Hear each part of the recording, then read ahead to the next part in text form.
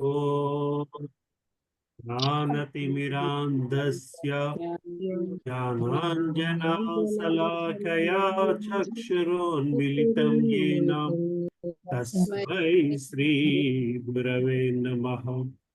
श्रीचैतन्या मनोभीष्टं स्थापितं येन भूतले स्वयं रूपा कदा मह्यं ददाति स्वापदान्तिकम्।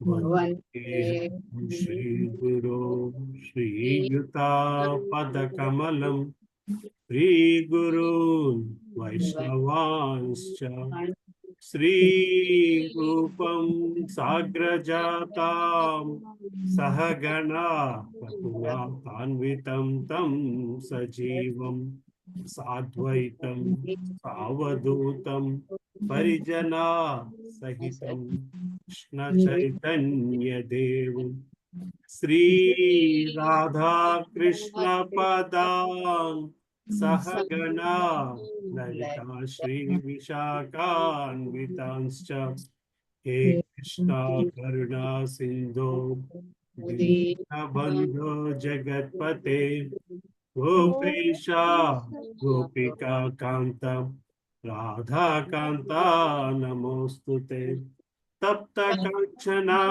गौरांगी राधे वृंदावनेश्वरी वृषभानुस्तुते देवी प्रणमामि हरिप्रिये वाञ्छाकल्पतरुभ्यश्च कृपा सिन्धुभ्य एव च पतितानां पावनेभ्यो वैष्णवेभ्यो नमो नमः। जय श्री कृष्ण चैतन्य प्रभु नित्यानंद श्री अद्वैता गदाधर श्रीवासादि गौर भक्त वृंद हरे कृष्णा कृष्णा कृष्णा हरे हरे हरे रामा राम राम हरे हरे। ओम नमो भगवते वासुदेवाय। ओम नमो भगवते वासुदेवाय। ओम नमो भगवते वासुदेवाय।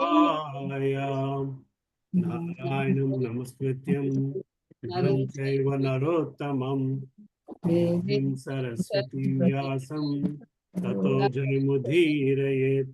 नष्टप्रायेषु अभद्रेषु नित्यं भागवत सेवया भागवती उत्तमश्लोके भवति नैष्टिकी कृष्णाय वासुदेवाय देवकी नंदनाय च नन्दगोपकुमाराय गोविन्दाय नमो नमः। नमो महावधन्याय कृष्ण प्रेम प्रदायते कृष्णाय कृष्ण चैतन्य नाम्ने गौरत्विषे नमः। नमः पंकजनाभाय नमः पंकजमालिने नमः पंकजनेत्राय नमस्ते पंकजांग्रये। नमो ब्रह्मण्याय देवाय गो ब्रह्मण्याय हिताय च जगद्हिताय कृष्णाय गोविन्दाय नमो नमः।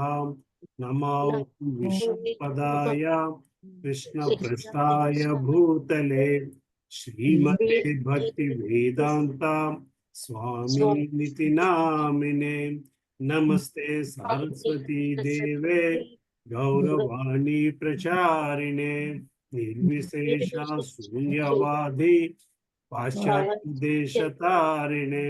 जय श्री कृष्ण चैतन्य प्रभु नित्यानंद श्री अद्वैत गदाधरा श्रीवासादि गौर भक्त वृंद हरे कृष्णा कृष्णा कृष्णा हरे हरे हरे राम राम राम हरे हरे। हुकुम करो हरे कि कृष्ण लगाए घर में कृपा तमाम वंदे परमानंद माम श्री गुरु देव परमानंद उसको चैतन्य ईश्वर पवित्र पवित्र वास्तव कहते स्मरेति पुंडरीकाक्ष सभाप्या उत्तर सुचि श्री विष्णु श्री विष्णु श्री विष्णु। हरे कृष्णा। हरे कृष्णा प्रभु जी। हरे कृष्ण माता। हरे कृष्णा प्रभु जी। हरे कृष्ण प्रभु जी। हरे कृष्ण प्रभु जी। हरे कृष्ण प्रभाकर प्रभु रामाराव। ఇది ఆరో అధ్యాయం స్టార్ట్ చేసుకున్నాము. బట్ ఆ రోజు ప్రభుజీ రావడాన్ని మనము ఇక్కడ రామలక్ష్మి మాతాజీ చదివినట్లున్నారు, అక్కడ ఆపారు. శిరీష మాతాజీ ఉన్నారా? Krishna try to go from here. Sirisha Mataji కానీ, శాంతి మాతాజీ, లలిత మాతాజీ. ललिता माता जी। हरे कृष्ण प्रभु जी। दंडवत। లలిత మాతాజీ ఉన్నారా? లేరు ప్రభు, బృందావనంలో ఉన్నారు, కాశీలో. కాశీ వెళ్ళారు. రేవతి మాతాజీ ఉన్నారా? ఒకటే కంప్యూటర్ ఉంది వాళ్ళ. ఉన్నారు ప్రభుజీ. హరే కృష్ణ ప్రభుజీ. స్టార్ట్ చేయండి అమ్మా, మీతో మొదలు పెడదాము. ఎన్నో పేజ్ ప్రభుజీ? 6వ అధ్యాయం దగ్గర ఆపాము. 6వ అధ్యాయము 8వ శ్లోకం. 8వ శ్లోకం. 8 6వ అధ్యాయం 8వ శ్లోకం. 6 6వ శ్లోకం. 8వ శ్లోకం ప్రభుజీ. 8వ శ్లోకమే. 8వ శ్లోకం నుంచి చదవాలనుకుంటాం ప్రభు. సరే లేదండి, 6 నుంచి చదవాలి. 6 నుంచి చదవండి అమ్మా వదిన. అలాగే ప్రభుజీ. హరే కృష్ణ. హరే కృష్ణ. శ్రీమద్ భాగవతము 3వ స్కందము 6వ అధ్యాయము 6వ శ్లోకం. హిరణ్మయ స పురుష సహస్ర పరివత్సరాన్ అండకోశ ఉవాసాప్సు సర్వసత్వోపబృంహితః. హిరణ్మయునిగా తెలియబడు విరాట్ పురుషుడు విశ్వజలములందు 1000 దేవతా సంవత్సరములను వసించెను. జీవులందరూ అతనిని గూడి ఉండిరి. భాష్యము. భగవానుడు గర్భోదక సాయి విష్ణువు రూపమున ప్రతి విశ్వమునందును ప్రవేశించిన పిమ్మట విశ్వపు సగభాగము నీటిలో నిండెను. మనకు కనిపించినటువంటి లోకములు, అంతరిక్షాదుల సమస్త విశ్వమునందు కేవలము అర్ధభాగము మాత్రమే. జగత్ వ్యక్తీకరణకు మరియు విష్ణువు విశ్వమునందు ప్రవేశించిన పిమ్మట సమయమునకు నడును 1000 దేవతా సంవత్సరముల వ్యవధి కలదు. మహాతత్వపు గర్భమునందించబడిన జీవులందరూ గర్భోదక సాయి విష్ణువు అవతారముచే వివిధ విశ్వములోనికి విభజించబడుదురు. బ్రహ్మదేవుడు జన్మించినంత వరకు వారందరూ భగవానుని గూడి యుందురు. విశ్వమునందు బ్రహ్మదేవుడే తొలిజీవి. అతని నుండియే ఇతర దేవతలు జీవులు జన్మించిరి. మనువు మానవులకు ఆదిపిత కనుకనే సంస్కృతమున మానవులు మానుషులు అని పిలువబడుదురు. వివిధ దేహ గుణములు కలిగిన మానవులు వివిధ లోకములందు చేర్చబడుదురు. ఇంకో చదవన ప్రభుజీ. 7వ శ్లోకం. సవై విశ్వసృజాం గర్భో దేవకర్మాత్మక శక్తిమాన్ విభాజాత్మనాత్మానం అనేకదా దశదా త్రిదా. బ్రహ్మాండమగు విరాట్ రూపమున గల మహాతత్వపు పూర్ణశక్తి తనను తాను జీవ చైతన్యములోనికి, కర్మలోనికి, ఆత్మలోనికి విభజించుకొనెను. అవి వరుసగా 1, 10, 3 అంశములోనికి తిరిగి విభజితమయ్యెను. భాష్యము. చైతన్యమే జీవునికి లేదా ఆత్మకు గుర్తు. ఆత్మ యొక్క ఉనికి జ్ఞానశక్తిగా పిలువబడు చైతన్యము రూపమున ప్రకటమగును.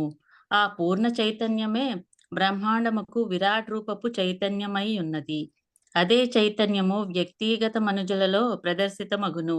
ఇక చైతన్యము యొక్క కార్యము 10 విభాగములు కలిగి ఉన్నట్టి ప్రాణవాయువు ద్వారా నిర్వహించబడును. ప్రాణవాయువులు ప్రాణము, అపానము, ఉదానము, వ్యానము, సమానము అని పిలువబడును. నాగము, కూర్మము, కృకరము, దేవదత్తము, ధనంజయ అనేది అన్య గుణములను కలిగినవియు కలవు. భౌతిక తత్వముచే ఆత్మ యొక్క చైతన్యము కలుషితము కాగా దేహభావనపు మిథ్యాహంకారమునందు పలు విధములగు కర్మలు ప్రదర్శితమగును. ఆ వివిధ కర్మలు భగవద్గీత 2.41 యందు బహుశాఖ హనంతాశ్చ బుద్ధయో వ్యవసాయినాం అని వర్ణింపబడినవి. శుద్ధ చైతన్యము లోపించిన కారణమున బద్ధజీవుడు వివిధ కర్మములోనికి ప్రవేశించును. కాని శుద్ధ చైతన్యమునందు ఒక్క కర్మయే ఉండును. జీవ చైతన్యము పరమ చైతన్యము నడుమ పూర్ణముగు సంధానము ఏర్పడినప్పుడు అవి రెండు ఏకము కాగలవు. నిరాకారవాదులు ఒకే చైతన్యం ఉన్నదని విశ్వసింపగా, శాశ్వతులు అనగా భక్తులు విశ్వసించదేమనగా, ఒకే చైతన్యము నిస్సందేహముగా ఉన్నప్పటికీ చైతన్యము నడుమ ఏకీభావం ఉన్న కారణముచే అవి ఆ రీతి ఏకముగా గోచరించుచున్నది. పరమ చైతన్యముతో జత కూడుటకే వ్యక్తిగత చైతన్యము ఉపదేశించబడినది. అదే విషయము శ్రీకృష్ణ భగవానునిచే భగవద్గీత 18.66 యందు సర్వధర్మాన్ పరిత్యజ్య మామేకం శరణం వ్రజ అని ఉపదేశించబడినది. పరమ చైతన్యములో జతకూడి ఆ విధముగా చైతన్య శుద్ధిని కలిగియుండమని వ్యక్తిగత చైతన్యము ఉపదేశింపబడెను. చైతన్యము యొక్క కర్మలను ఆపయత్నించుట మూర్ఖత్వమే కాగలదు. కానీ పరమాత్మునితో జత కూర్చుట ద్వారా ఆ కర్మలను పవిత్రీకరింపవచ్చును. ఇక అట్టి చైతన్యమును విశుద్ధతకు అనురూపముగా 3 గుణములు చెందిన ఆత్మ పోలికగా విభజించవచ్చును. అవియే ఆధ్యాత్మికము అనే దేహము మనసుతో ఆత్మపోలిక, ఆది భౌతికము భౌతిక పదార్థంతో ఆత్మపోలిక, ఆది దైవికము భగవత్ సేవకునిగా ఆత్మపోలిక అనునవి. ఈ మూడింటిలో ఆది దైవికమునకు చెందిన ఆత్మపోలిక భగవద్దిచ్ఛను అనుసరించుటయందు చైతన్యపు విశుద్ధతకు ఆరంభమై ఉన్నది. హరే కృష్ణ. ఇక్కడతో ఆపాము యాక్చువల్ గా. ఇదే డిస్కషన్. 8వ శ్లోకము భారతీ మాతాజీ చదువుతారమ్మా? చదువుతాను ప్రభు. హరే కృష్ణ ప్రభుజీ చదువుతాను ప్రభుజీ. 8వ శ్లోకము. ఏష హ్యశేష సత్వానామాత్మసః పరమాత్మనః అద్యోవతారో యత్రాసౌ భూతగ్రామో విభావ్యతే. విరాట్ రూపము పరమాత్ముని యొక్క తొలి అవతారమును ప్రధానాంశమును అయి ఉన్నది. ఆ విరాట్ పురుషుడే అసంఖ్యాక జీవులకు ఆత్మయే ఉన్నాడు. ఆ భూత గ్రామం అంతయు అతని యందే నిలిచి వర్ధిల్లగలదు. భాష్యము. స్వీయ ప్రధాన విస్తారములు మరియు భిన్న సూక్ష్మ విస్తారములు అనేది రెండు విధములందు దేవదేవుడు స్వయముగా విస్తరించును.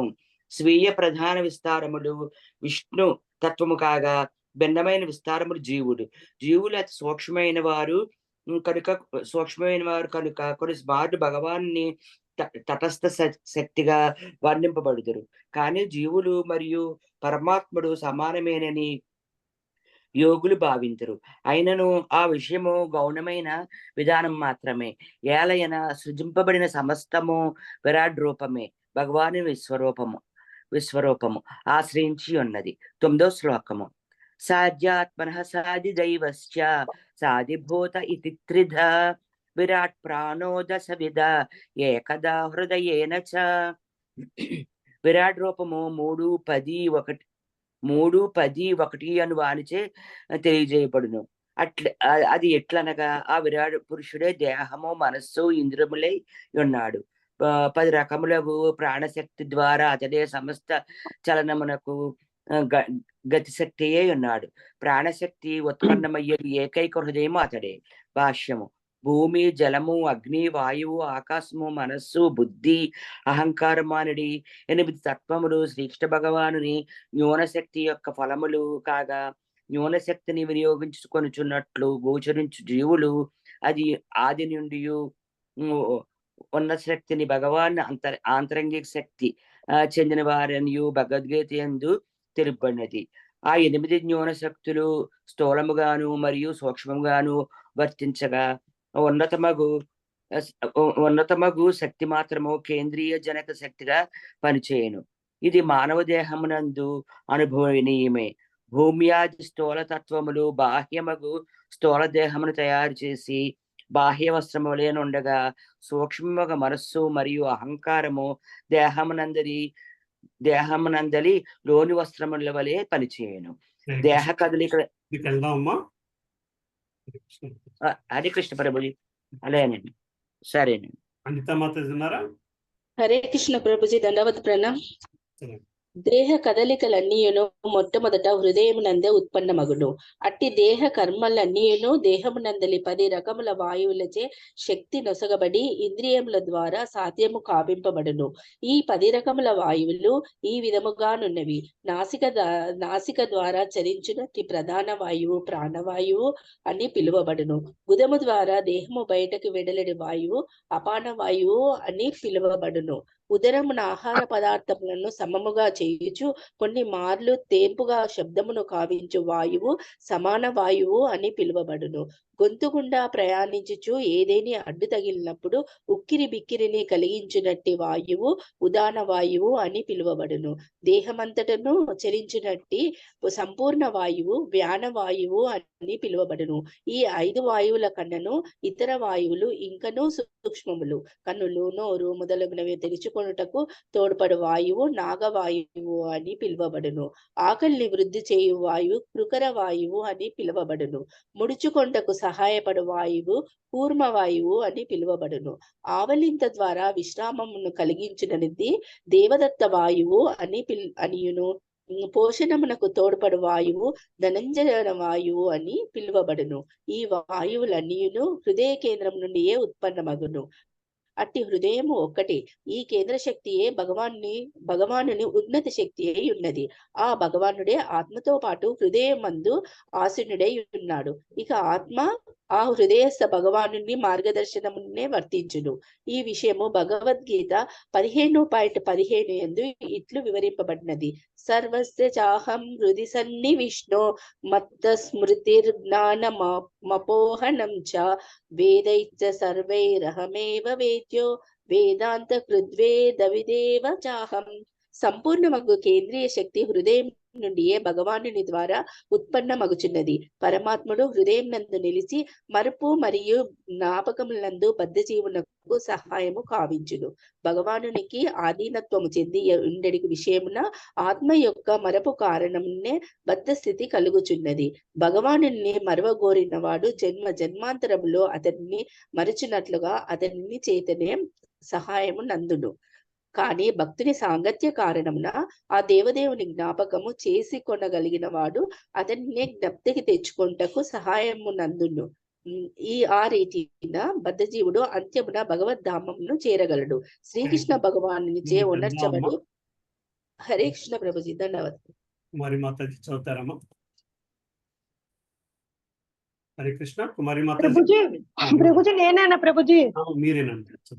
శ్రీకృష్ణ భగవానునిచే వనర్చబడు ఈ దివ్య సహాయ విధానము భగవద్గీత 10.10 యందు ఇట్లు వివరించబడినది. తేషాం సతత యుక్తానాం భజతాం ప్రీతి పూర్వకం దదామి బుద్ధి యోగం తం ఏన మాముపయాంతి తే. మనసుకు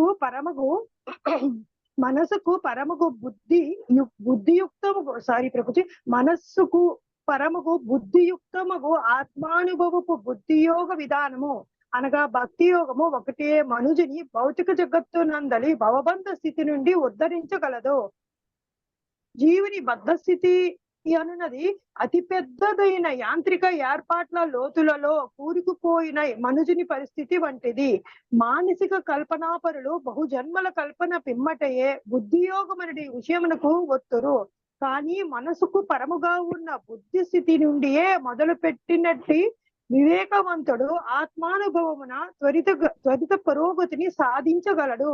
బుద్ధియోగ విధానము పతన భయ రాహిత్యమును లేదా వక్రగతి భయరాహిత్యమును కలగజేసడి కారణమున ఆత్మానుభవమునకు నిశ్చయముకు పతమై ఉన్నది. ఇదే విషయము భగవద్గీత 2.40 అందు సమర్థించబడినది. ఒకే వృక్షముపై కూర్చుని ఉన్న 2 పక్షులు ఆత్మ మరియు పరమాత్మ అని శ్వేతాశ్వతరోపనిషత్ మానసిక కల్పనాపరులు అవగతము చేసుకోగలరు. మానసిక కల్పనాపరులు అవగతము చేసుకున్న జాలరు. మానసిక కల్పనాపరులు అవగతము చేసుకున్న జాలరు. వ్యక్తిగత ఆత్మ వృక్ష ఫలములను ఆరగింపగా వేరొక పక్షి ఫలములను ఆరగింపక కేవలము భుజించు పక్షి కర్మలను పరిశీలించుచుండను. సాక్షి మాత్రముకు ఆ పక్షి ఫలభోక్తయగు పక్షి కామ్యకర్మలను నరించుటకు ఆసక్తి రహితముగా సహాయం అందించును.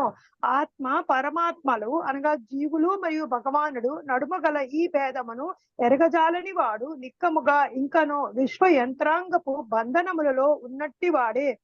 తత్కారణమున బంధము నుండి ముక్తి నందుడి సమయము కొరకై అతడు తప్పక వేచి ఉండవలెను. చదవచ్చా ప్రభుజీ? వెళ్దాం లేండమ్మా. థ్యాంక్ యూ మాతాజీ. థ్యాంక్ యూ ప్రభుజీ. Thank you. నెక్స్ట్ ఉన్నారమ్మా హరికుమారి మాతాజీ గాని జలజా మాతాజీ గాని.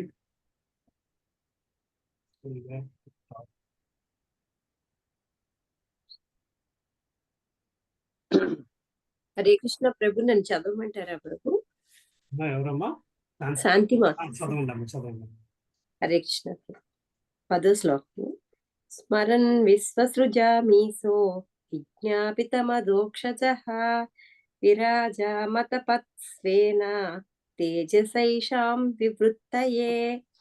భగవానుడే విశ్వ నిర్మాణపు కార్యము అప్పచెప్పబడిన దేవతలందరకు పరమాత్ముడు ఆ విధముగా దేవతలచే ప్రార్థింపబడి అతడు తనలో తాను ఆలోచించి వారి అవగాహన కొరకే విరాట్ రూపమును వ్యక్తపరిచెను. భాష్యము. నిరాకారవాదులు భగవానుని విరాట్ రూపముచే ముగ్ధులై ఉందురు. ఆ బ్రహ్మాండమగు వ్యక్తీకరణము వెనుక గల నియంత్రణము కేవలము ఊహయని వారు తలతురు. అయినను బుద్ధిమంతులు మాత్రము కార్యముల అద్భుతములను వీక్షించుట ద్వారా కారణపు విలువలను అంచనా వేయగలిగి ఉందురు. ఉదాహరణకు, తల్లి గర్భమున మానవ దేహము ఆత్మ లేనిదే స్వతంత్రముగా వృద్ధి నొందచాలదు. జీవుడు లేకుండా భౌతిక దేహము తనంతట తానే అప్రయత్నముగా రూపొందచాలదు లేదా వృద్ధి నొందచాలదు. కనుక ఏదేని ఒక భౌతిక వస్తువు వృద్ధిని ప్రదర్శించినచో అట్టి ప్రకటమునందు ఆత్మ ఉన్నదని తప్పక ఎరుగవలెను. ఈ బ్రహ్మాండమగు విశ్వము బాలుని దేహం వృద్ధి చెందినట్లు క్రమముగా వృద్ధి చెందినది. కనుక అదోక్షజుడు విశ్వమునందు ప్రవేశించినని భావన యుక్తముగానే ఉన్నది. కాని లౌకికులు అనగా భౌతికవాదులు హృదయమునందు ఆత్మ మరియు పరమాత్మలను గాంచచాలరు. దానితో పాటు తగినంత జ్ఞానము లేనందున పరమాత్ముడే విశ్వమునకు కారణమనియు గాంచచాలరు. కనుకనే శ్రీకృష్ణ భగవానుడు వైదిక పరిభాషలో అవాజ్ఞాన సగోచరుడు అనగా వచనములకు మనస్సునకు పరమైన వాడు అని వర్ణింపబడింది. అల్పజ్ఞత కారణంనే మానసిక కల్పనాపరులు వాక్కులు మరియు మనస్సు పరిధిలోనికి భగవాన్ని కొని తెచ్చుకుటకు ప్రయత్నింతురు. కాని భగవానుడు అంతగా విశదమయ్యేవాడు కాడు. అతని అనంతత్వమును కొలుచుటకు కల్పనాపరిని చెంత తగినన్ని పదములు గాని తగినంత బుద్ధి గాని లేదు. కనుకనే దేవదేవుడు అదోక్షజుడు అనగా మన ఇంద్రియముల పరిమిత శక్తి భావనకు పరమైన వాడు అని పిలువబడును. అనగా భగవానుని దివ్యనామమును లేదా రూపమును మనుషుడు మానసిక కల్పనము ద్వారా ఎరుగచాలడు. లౌకిక డాక్టరేట్లు PhD పట్టాలు పొందిన వారు తమ పరిమితేంద్రియముల ద్వారా అదోక్షజునిపై కల్పనము కావింప అశక్తులై ఉన్నారు. గర్వితమతులకు డాక్టర్లచే చేయబడు యత్నములు కూపస్థ మండూక న్యాయమును పోలును. బావిలోనున్న ఒక కప్పకు పసిఫిక్ మహాసముద్రమును గూర్చి తెలుపగా ఆ సముద్రపు పొడవు వెడల్పులను ఊహించుటకు లేదా కొలచుటకు అది తన పొట్టను ఉబ్బించి చివరికి పొట్ట పగిలి మరణించెను. PhD పట్టాను నాగలి శాఖగను వ్యాఖ్యానింపవచ్చును. అనగా అది వ్యవసాయ క్షేత్రమున గల రైతులకు ఉద్దేశింపబడిన శీర్షిక అయి ఉన్నది. అనగా విశ్వమును అవగతము చేసుకొనుటకు మరియు అట్టి అద్భుత కార్యము వెనుకనున్న కారణమును తెలుసుకొనుటకు పొలమును దున్ను రైతుల యత్నము బావిలోనున్న కప్ప పసిఫిక్ మహాసముద్రం అంచనా వేయుటకు చే యత్నముతో పోల్చనగును.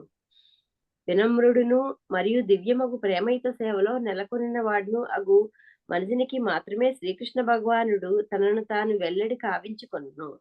విశ్వకలాపములకు వలయ తత్వములను నియమించడి దేవతలు మార్గదర్శనము కొరకే భగవానుని వేడుకొనివి. అంతటా అర్జునుని అభ్యర్థనపై వనరించినట్లుగా ఆ దేవదేవుడు తన విరాట్ రూపమును ప్రకటించెను. హరే కృష్ణ ప్రభు. Thank you. 11వ శ్లోకం. మైత్రేయుడు బ్రహ్మాండముకు విశ్వరూపమును వ్యక్తపరిచిన పిమ్మట భగవానుడు తాను స్వయముగా ఏ రీతి వివిధ దేవతా రూపములలోకి మార్పు చెందిననో నా నుండి ఆలకింపు. అక్షల ప్రభుపాద గారి భాష్యం.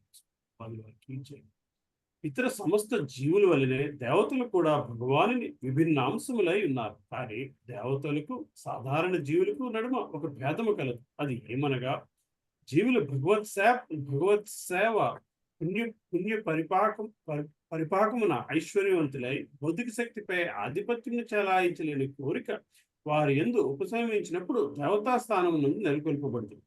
విశ్వకలాపమును నిర్వహించే కార్యాభారము వారికి భగవాను చేయి అప్పచెప్పబడును. హరే కృష్ణ. చదువుతామా?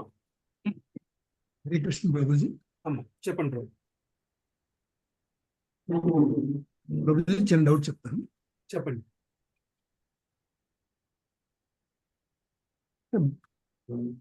ఆత్మకి బాడీ మీద ఇంట్రెస్ట్ ఉండదని, ఇంట్రెస్ట్ ఉంటుందని ఉండదని?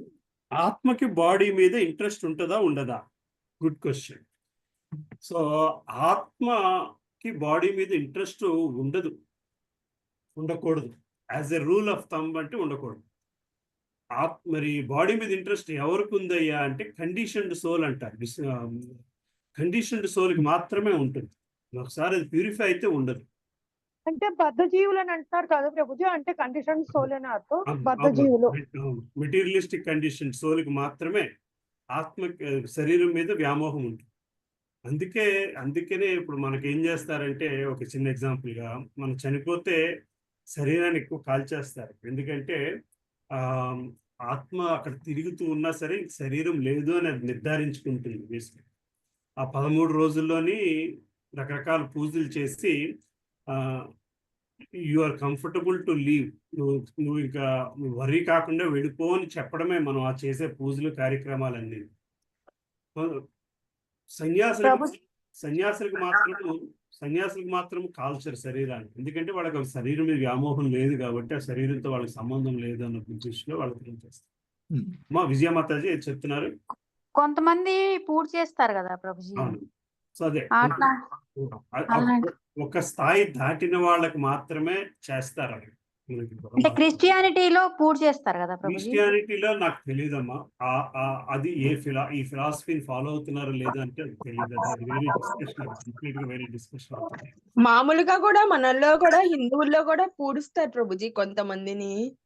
అదేనా ఎవరిలో ఎటువంటి వ్యక్తులను అయితే పూడుస్తారంటే మహారాజుల్ని, మన సాంప్రదాయంలో అయితే మహారాజులు అంటే శరీరం మీద వ్యామోహం లేదు అనుకుని ఉన్న వ్యక్తులకి మాత్రమే పూడుస్తారు. That's a different discussion. But మనం ఎప్పుడు మనకి ఆత్మకైతే విశుద్ధ ఆత్మకి శరీరం మీద వ్యామోహం ఉండదు. హరే కృష్ణ ప్రభు. అంటే ఇక్కడ మనం అర్థం చేసుకోవాలి అంటే ఆత్మకి శరీరం మీద వ్యామోహం ఉంటాది అనేటట్టుగా భావించి శరీరాన్ని ఖననం దహనం చేస్తారని అనుకోవాలా ప్రభు? అనుకోవాలమ్మా, అనుకోవాలి. ఆ స్థితి దాటిన వాళ్ళకి మాత్రమే మామూలుగా పూడుస్తారు. అది that is one example of differentiation కోసం చెప్తున్నాను. బట్ అవర్ డిస్కషన్ కి ఆత్మకైతే విశుద్ధ ఆత్మకి శరీర వ్యామోహము ఉండదు. అది మనం చాలా మంది విషయాల్లో చూస్తూ ఉంటాం. నిజమైన యోగులు అంటే వాళ్ళు మాట. ఎందుకంటే వాళ్ళకి నిజం తెలుసు, తెలుసు. ఎందుకంటే ఈ శరీరం తాలూకు స్థితిగతులు తెలుసు, ఈ శరీరం పడిపోతుంది అని తెలుసు, పడిపోవాల్సింది అని తెలుసు. దాని మీద వ్యామోహం ఉండడం వల్ల ప్రయోజనం లేదు అని తెలుసు. మరి దానికంటే శుద్ధ స్థితికి మీద వ్యామోహం ఉండాలి అంటే అది భగవంతుని భక్తి స్థితి మీద అనేది ఆత్మకి తెలియాలి, తెలుసుకోవాలి. హరే కృష్ణ ప్రభు. ఇంకొక చిన్న డౌట్. శరీరం మీద వ్యామోహం లేకపోవడం, శరీరాన్ని అశ్రద్ధ చేయడం, రెండింటిలో డిఫరెన్స్ ఉంటుందా? రెండు సమానం కాదు. లేకపోవడం వేరు, అశ్రద్ధ చేయడం వేరు. మా శరీరం మీద శ్రద్ధ ఉండాలి. ఎందుకంటే శరీరం మీద శ్రద్ధ ఉండాలి. ఎందుకంటే ఆ శరీరమే మనకి భగవంతుని సేవ చేయడానికి భూమి మీద సహకరిస్తుంది కాబట్టి. అందుకోసం శరీరం మీద శ్రద్ధ ఉండాలి. ఆ శరీరం లేకపోతే మనం భగవంతుని సేవ చేయలేము కాబట్టి. అది అలా ఆ భావంలో ఉన్న వ్యక్తిని అది వ్యామోహం అనుకోవడానికి వీలు లేదు.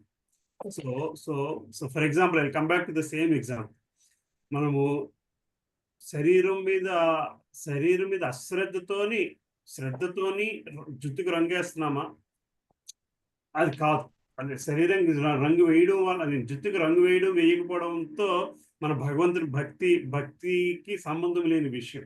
అది శ్రద్ధతో, అది వ్యామోహం అనాలి. అది వ్యామోహంతో వచ్చిన విషయం బేసికలీ. అది సో మీకు ఎగ్జాంపుల్ కోసం చెప్తున్నా.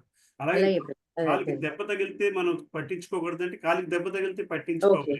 నయం అవ్వడానికి మార్గం మనం ఆలోచించాలి. ఎందుకంటే ఆ కాలుకి దెబ్బ తగిలింది కాబట్టి మనం ఈ రోజు సేవ చేసుకోవడానికి కష్టం అవుతుంది కాబట్టి అది వ్యామోహం. అప్పుడు అది వ్యామోహం అవ్వదు, కాలు మీద వ్యామోహం అవ్వదు. బట్ కొంతమంది యోగుల్ని చూస్తాము, అది దెబ్బ తగిలినా సరే వాళ్ళు పట్టించుకునే స్థితిలో ఉన్నారు అంటే వాళ్ళు దాంతో సంబంధం లేదు, వాళ్ళు ఉన్న భక్తి స్థితి. అది ఒక స్టేటస్ వచ్చే వరకు అట్లా మనం దాన్ని బట్టి ఉంటదంటారా ప్రభు? ఒక స్థాయి దాటేంత వరకు అంటే చూసుకోవాలి. దెబ్బ తగిలిందంటే మనం దాన్ని చూడాలి, దానికి నయం చేసే బాధ్యత మన మీదే ఉంది. అంతే మాత్రం దాన్ని వ్యామోహం ఉండాల్సిన అవసరం లేదు. కాపాడుకోవాల్సిన అవసరం ఉంది, ఎందుకంటే అది సేవలో ఉపయోగపడుతుంది కాబట్టి. ఇట్స్ నాట్ జస్ట్ అబౌట్ శరీరంలో భాగాలే కదమ్మా, ఇంటెలిజెన్స్ కూడా అంతే, బుద్ధి కూడా అంతే. భగవంతుడు ఇచ్చాడు, ఎందుకు ఇచ్చాడు అంటే ఆ బుద్ధిని ఆయనకి సమర్పించే విధముగా తయారు చేయడం కోసం ఇచ్చాడు. నీ బుద్ధి కూడా నా నుంచే వస్తుంది, జ్ఞాపకం కూడా నా నుంచే వస్తుంది అంటే ఇవన్నీ కూడా మనం నా నుంచే వస్తుంది అని చెప్పడంలో అర్థం ఏంటంటే దాన్ని నువ్వు నా కోసం ఉపయోగించుకోవాలనే విషయం తెలుసుకోవయ్యా అని చెప్పడం. ప్రభుజీ, మరి అంతకు ముందు మనం చేసే పని ఆత్మకు సంబంధం ఉండదు, ఓన్లీ శరీరానికే మనం చేసే పని. ఇది ఆత్మకి ఓన్లీ మనం దేవుడి భక్తితో చేసేది ఆధ్యాత్మిక ఉంది అని చెప్పారు కదా ప్రభుజీ. ఇప్పుడు మనం మరి బాడీలోకి మళ్ళీ సోల్ వస్తుంది అంటే సోల్కి కూడా ఇంట్రెస్ట్ ఉన్నట్టే కదా ప్రభుజీ శరీరం మీద? Correct question.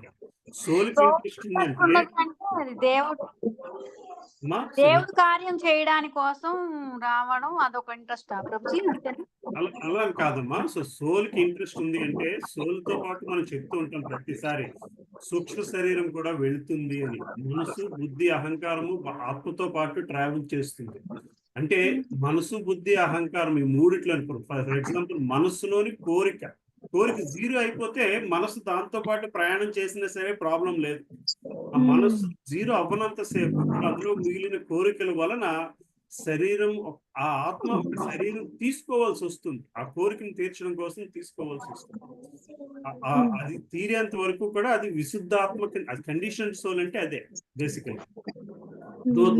మాతాజీ, శరీరం మీద ఉన్న వ్యామోహం కాదు, ఆత్మకి శరీరం మీద ఉన్న వ్యామోహం కాదు. ఒక శరీరం ఎందుకు తీసుకుంటుంది అంటే మనసులో ఉండే కోరికను తీర్చుకునే అవకాశం ఇవ్వడం కోసం ఆ పర్టికులర్ శరీరాన్ని తీసుకుంటూ ఉంటుంది ఆత్మ. మనం ఏం చేస్తామంటే ఆ శరీరం తీసుకున్న తర్వాత ఆ కోరిక తీసుకుంటాం, తీయబడుతుంది. అక్కడతో ఆగక మరో కోరికను క్రియేట్ చేసుకుని ఆ మనసులో మళ్ళీ ఫిల్ చేసేస్తున్నాం అన్నమాట. అందులో 10 కోరికలు ఉంటే 1-2 కోరికలు తీరితే ఈ లోపల ఇంకో 4-5 కోరికలు యాడ్ చేసేస్తుంది. అది భౌతిక ప్రపంచం తాలూకా లక్షణం. అది తెలుసుకునే విధానమే, తెలుసుకోవాల్సిన పద్ధతే బుద్ధి నేర్పాలి. ఆ బుద్ధి ఎప్పుడు నేర్పగలుగుతాయా అంటే శాస్త్రంలోంచి జ్ఞానం తీసుకున్నాడు మాత్రమే బుద్ధి ఆ విషయాన్ని మనసుకి నేర్పగలిగి మనసులో ఉండే కోరికలని దీనివల్ల ప్రయోజనం లేదు అని బుద్ధి చెప్పగలగాలి మనసుకి.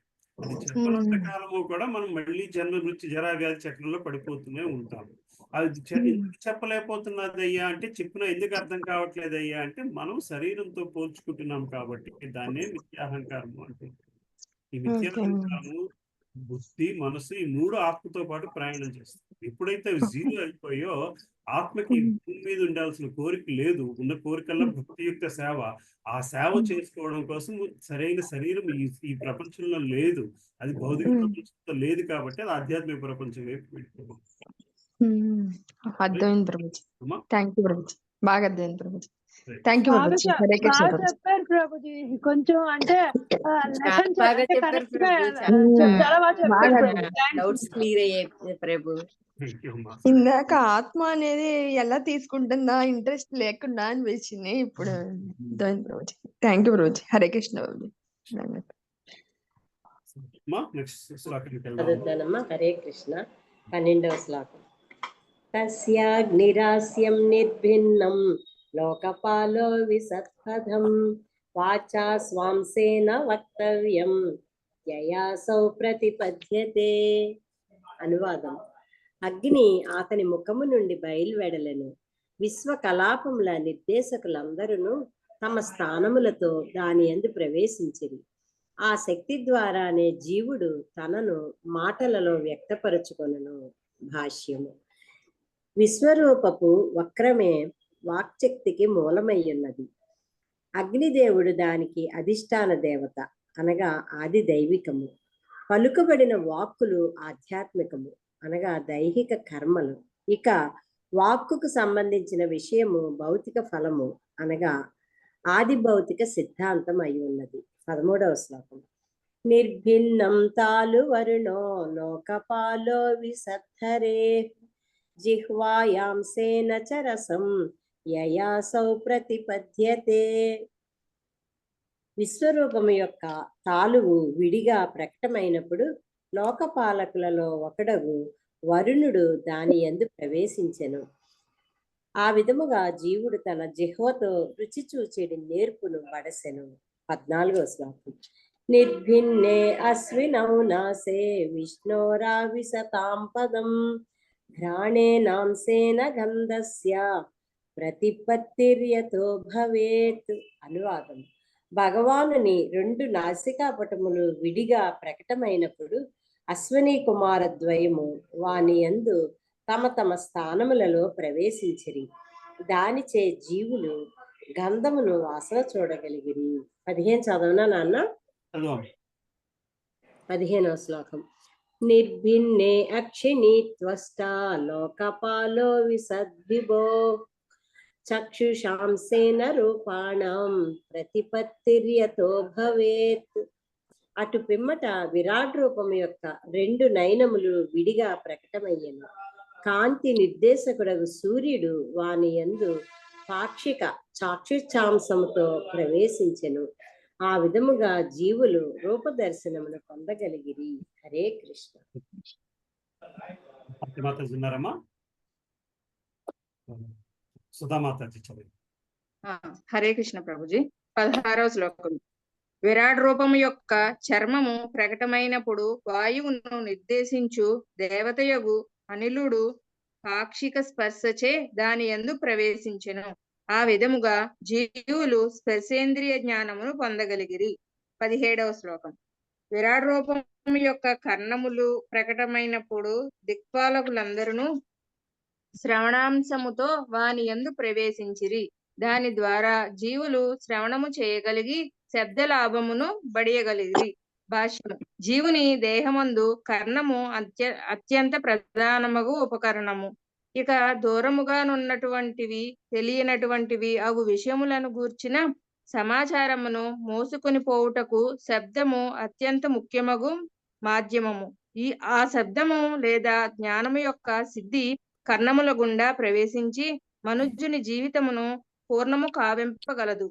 వైదిక జ్ఞానమంతయు ఈ శ్రవణ విధానముననే గ్రహింపబడినది. ఆ విధముగా శబ్దము అత్యంత ప్రధానమగు జ్ఞాన మూలమై ఉన్నది. 18వ శ్లోకం.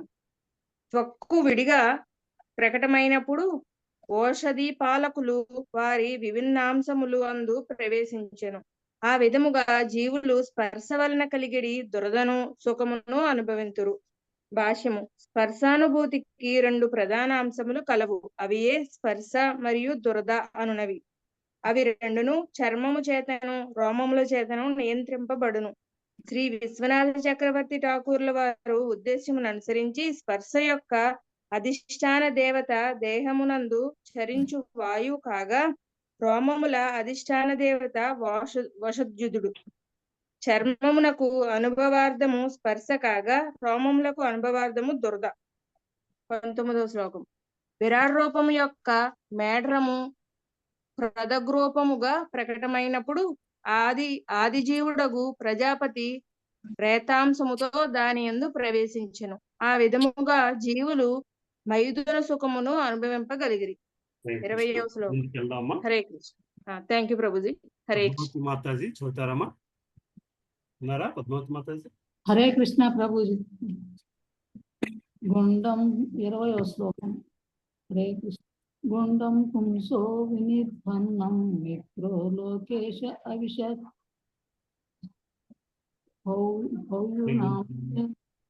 ఏనాసౌ విసర్గం ప్రతిపద్యతే. అనువాదం.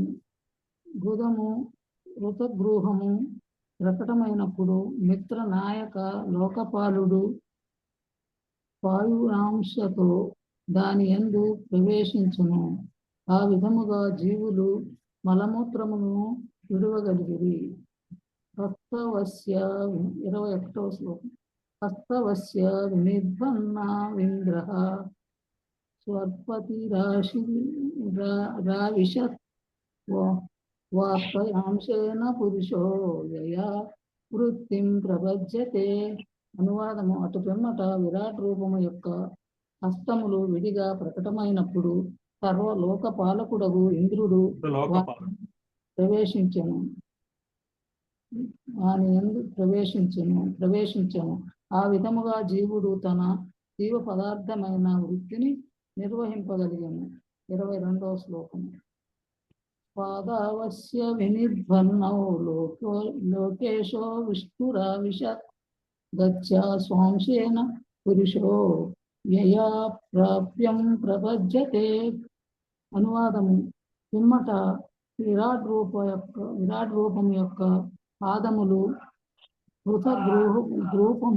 పృథగ్రూపముగా ప్రకటమయ్యును. అందు విష్ణునామ దేవత అనగా దేవదేవుడు కాడు పాక్షిక గమనముతో ప్రవేశించను. జీవుడు తన గమ్యమును చేరుటకు ఇది తోడ్పడును. 23వ శ్లోకం. హరే కృష్ణ. చదువుతారమ్మా? హరే కృష్ణ. 23వ శ్లోకం. బుద్ధిం చాస విభిన్నానాం వాగీసో దృశ్యమావిశత్ బోధేనాంశేన బోద్ధవ్యం ప్రతిపత్తర్యతోపవాత్. అనువాదం. విరాట్ రూపం యొక్క బుద్ధి విడిగా ప్రకటమైనప్పుడు వాగీశుడకు బ్రహ్మ పాక్షిక అవగాహన శక్తితో దాని యందు ప్రవేశించాడు. ఆ విధంగా జీవులకు తెలుసుకొనదగిన విషయము అనుభూతమయ్యింది. 24వ శ్లోకం. హృదయం చాస నిర్భన్నాం చంద్రమా దృశ్యమావిశత్ మానసాంశేన యో నశో ఇత్రియాం ప్రతిపద్యతే. అనువాదం. తదనంతరము విరాట్ రూపం యొక్క హృదయము వృధాగ్రూపమున ప్రకటన కాగా చంద్రుడు తన మానసాంశంతో దాని యందు ప్రవేశించి ఆ విధముగా జీవుడు తన మానసిక కల్పనను చేయగలిగింది. 25వ శ్లోకం. ఆత్మానం చాస నిర్భిన్నమభి మనో విసత్పదం కర్మనాంశేన ఏన సౌకర్తవ్యం ప్రతిపద్యతే. అనువాదం. పిమ్మట విరాట్ రూపం యొక్క అహంకారం విడిగా ప్రకటమైనప్పుడు విద్యాహంకారమునకు నియామకుడ రుద్రుడు తన కర్మపు అంశతో అందు ప్రవేశించింది. దాని ద్వారా జీవుడు తన కర్తవ్యమును నిర్వహించింది. భాష్యము. భౌతికత్వ భావనకు సంబంధించిన మిథ్యాహంకారం వృద్ధి నుంచి అనగా శివుని అవతారం నియమింపబడి భౌతిక జగమునంతరు తమో గుణవతారముగా భావింపబడి మిథ్యాహంకారం యొక్క కర్మలు దేహము మనస్సు అనేది జయంపైనే ఆధారపడి ఉంది. అట్టి మిథ్యాహంకార స్వభావాలు శివునిచే నియంత్రించబడింది. మనుషుడు తమోగుణం యొక్క సూక్ష్మ రూపమును కల్పించినప్పుడు తనను తాను దేవదేవుని తప్పుగా తలపోయింది. బద్ధ జీవుడు అట్టి అహంకార పూరిత నమ్మకమే మాయ యొక్క చివరి వలయ ఉంది. అదే సమస్త భౌతిక జగమును నియమించినట్టు. 26. సత్వం చాస వినిర్భిన్నం మహాన్ క్లిష్టముపావిశత్ చిత్తానాశేన యానసో విజ్ఞానం ప్రతిపద్యతే. అనువాదం. పిమ్మట విరాట్ రూపం యొక్క చైతన్యము హృదయ రూపముగా ప్రకటమైనప్పుడు అతని చిత్తాంశముతో పాటు మహాతత్వం దాని యందు ప్రవేశించు. ఆ విధంగా విజ్ఞాన ధారణం జీవులకు సాధ్యమయ్యను. హరే కృష్ణ. హరే కృష్ణ. విజయమాత. హరే కృష్ణ ప్రభుజీ. ప్రణామ. 27వ శ్లోకం. శీర్ష్ణో అస్య జైర్ధర పద్భ్యాం ఖం నాభేరుధ పద్యత గుణానాం వృత్తయో యేషు ప్రతీయంతే సురాదయః. అనువాదము. తదనంతరము విరాట్ రూపం యొక్క శిరము నుండి స్వర్గలోకములు ప్రకటమయ్యను, పాదముల నుండి భూలోకములు ప్రకటమయ్యను, అతని నాభి నుండి ఆకాశము ప్రకటమయ్యను. వాని యందు గుణములను అనుసరించి దేవతలు మరియు ఇతరులు కూడా ప్రకటమైరి. 28వ శ్లోకం. ఆత్యంతికేన సత్వేన దివం దేవాః ప్రపేదిరే ధరాం రజస్వభావేన పణయోయే చ తానను. అనువాదము. పరమోత్తమ సత్వ గుణముచే యోగ్యులకు దేవతలు స్వర్గలోకములందు నెలకొనగా రజోగుణ కారణమున మానవులు తమ అనువర్తుల సాంగత్యమున ధరిత్రిపై జీవింతురు. భాష్యము.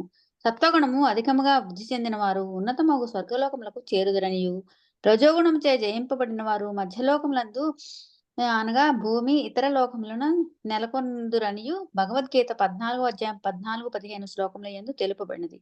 కానీ తమోగుణ ప్రధానులైన వారు అధోలోకములకు లేదా జంతుజాలములకు పతనము చెందుదురు. సత్వగుణము అధికముగా వృద్ధి చెంది ఉన్నందున దేవతలు స్వర్గలోకముల యందు నెలకొని ఉందురు. మానవుల కన్నను తక్కువ స్థాయిలో ఉన్నవి జంతువులు అయినప్పటికీ వాటిలో కొన్ని మానవులతో కలిసి జీవించును. ఆవులు, గుర్రములు, కుక్కలు మొదలగునవి మానవుల రక్షణలో జీవించుటకు అలవాటు పడినట్టివి.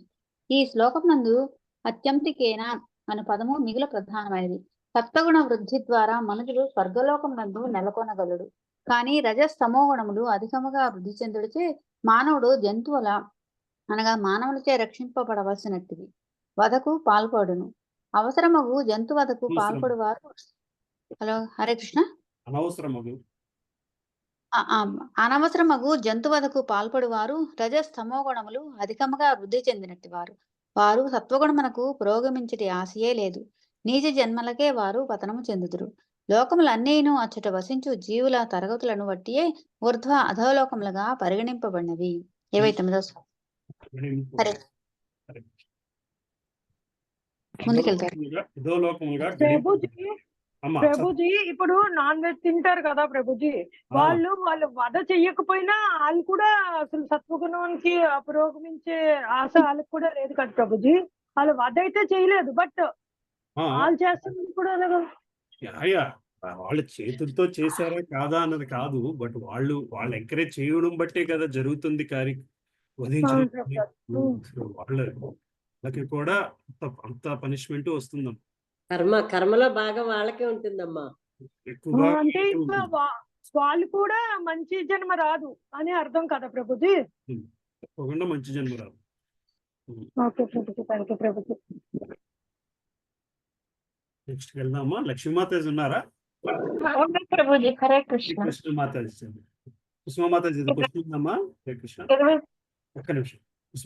లేదు ప్రభుజీ, లేదు ప్రభుజీ. అదే దానికి కొట్టిన వాళ్ళకి అన్ని చెప్పారు కదా, దాని గురించి అన్నమని అది చెప్తాను.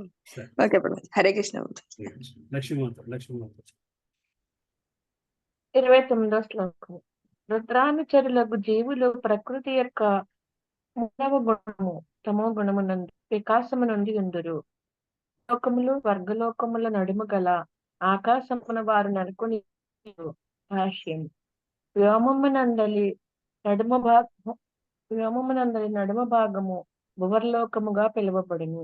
ఈ విషయము శ్రీల విశ్వనాథ చక్రవర్తి ఠాకూర్లు శ్రీల జీవకోస్వామి ఇరువురితోనూ ధృవపరచబడినది. రజోగుణము వృద్ధి చెందిన వారు నడుమ శాంతమును నెలకొని ఉందురని భగవద్గీత ఎందు తెలుపబడినది. సత్వగుణ ప్రధానులు దేవతాలోకములకు ఉద్ధరింపబడగా, రజోగుణ ప్రధానులు మానవ సంగమునందు, తమోగుణ ప్రధానులు జంతుజాలము లేదా భూత సమూహమునందు ఉంచబడదురు. ఈ నిర్ణయము తీర్పునందు ఎటువంటి అసంగతులు లేవు. అసంఖ్యాక జీవులు విశ్వమంతటను వివిధ లోకములందు నెలకొని ఉన్నారు. ప్రకృతి గుణాంతర్గతమగు తమ స్వభావమును అనుసరించియే వారు ఆ విధముగా స్థితిని కలిగి ఉన్నారు. 30వ శ్లోకం. ఓ కురువంశ ప్రధానుడా, వేదజ్ఞానము విరాగ్రూపము యొక్క ముఖము నుండి ప్రకటమయ్యను. అట్టి వేదజ్ఞానము నెడ అపేక్షితులైన వారు బ్రాహ్మణులని పిలువబడుదురు. వారే సంఘమునందలి అన్ని వర్ణముల వారికి సహజ బోధకులు, మరియు ఆధ్యాత్మిక గురువులు అయి ఉన్నారు. భాష్యము. భగవద్గీత 14.13 యందు ధృవపరచబడినట్లు మానవ సంగమనందలి 4 వర్ణములు విరాట్ పురుషుని దేహపు క్రమముతోనే వృద్ధి చెందినవి. ముఖము, బాహువులు, నడుము, కటి ప్రదేశము, పాదములో అనునవి దేహ భాగములు. ముఖమునందు స్థితులైనట్టు వారు బ్రాహ్మణులుగా పిలువబడుదురు. బాహువులపై స్థితులైనట్టు వారు క్షత్రియులుగా పిలువబడుదురు. నడుమ భాగమున నెలకొని ఉన్న వారు వైశ్యులని పిలువబడుదురు. పాదములందు స్థితులైన వారు శూద్రులని పిలువబడుదురు. అనగా ప్రతి ఒక్కరూ భగవానుడి దేహమునందే విరాట్ రూపమున నెలకొని ఉన్నారు. కనుకనే 4 వర్ణములందు ఏ వర్ణము కూడా తక్కువైనదిగా భావింపబడదు. ప్రతి దినము ఒకానొక దేహభాగముపై నిలిచి ఉండుటయే అందులకు కారణము. మన దేహమునందు హస్తముల ఎడ, పాదముల ఎడ ఒకే రకమగు అపేక్షను మనము కలిగి ఉండుము. వాటి ఎడ ఎటువంటి అపేక్షాభేదమును మనము చూడబోము. దేహమందలి ప్రతి భాగము ముఖ్యమైనదే. అయినప్పటికీ దేహ భాగములన్నింటి యందును ముఖము మిగిల ప్రధానమైనది. ఇతర దేహ భాగములు ఖండింపబడినప్పటికీ మనుషుడు జీవింపగలడు, కానీ శరమే ఖండింపబడినచో అతడు జీవింపజాలడు. కనుకనే భగవానుని దేహమునందలి ఈ అత్యంత ముఖ్య భాగము వేదజ్ఞానాపేక్షలకు బ్రాహ్మణుల వాసస్థానముగా పిలువబడినది. వేద జ్ఞానము నడగాక లౌకిక వ్యవహారములందు అపేక్ష కలిగిన వారు బ్రాహ్మణ వంశమున జన్మించినప్పటికీ బ్రాహ్మణునిగా పిలువ అనర్హుడు. తండ్రి బ్రాహ్మణుడైనంత మాత్రమున మనుజుడు బ్రాహ్మణుడు కాజాలడు. వేద జ్ఞానము పట్ల అపేక్షను కలిగి ఉండుటయే బ్రాహ్మణుని ప్రధాన యోగ్యత. వేదములు భగవానుని ముఖమున నెలకొని ఉన్నందున వేద జ్ఞానము పట్ల అపేక్ష కలిగిన వాడు నిక్కముగా ఆ ముఖమునందే స్థితిని కలిగి ఉండును. అతడే బ్రాహ్మణుడు. వేద జ్ఞానము పట్ల గల అట్టి అపేక్ష సైతము ఒకానొక వర్ణమునకో జాతికో పరిమితము చేయబడలేదు. ఏ వంశము నుండైనను మరియు ప్రపంచమునందలి ఏ భాగము నుండైనను మనుజుడు దాని ఎడ మొగ్గు చూపవచ్చును. అదియే అతని నిజమైన బ్రాహ్మణ్యముగా యోగ్యతను కలిగించగలదు. హరే కృష్ణ. హరే కృష్ణ ప్రభు. బ్రాహ్మణి మాత ఉన్నారమ్మా? కృష్ణమాత చదువుతారమ్మా? చదువుతాను ప్రభుజీ. హరే కృష్ణ ప్రభుజీ. దాంట్లో ప్రభుజీ, నిజమైన బ్రాహ్మణుడే సహజ బోధకుడు లేదా గురువు కాగలడు. వేద జ్ఞానం లేనిదే ఎవరును గురువు కాజాలరు.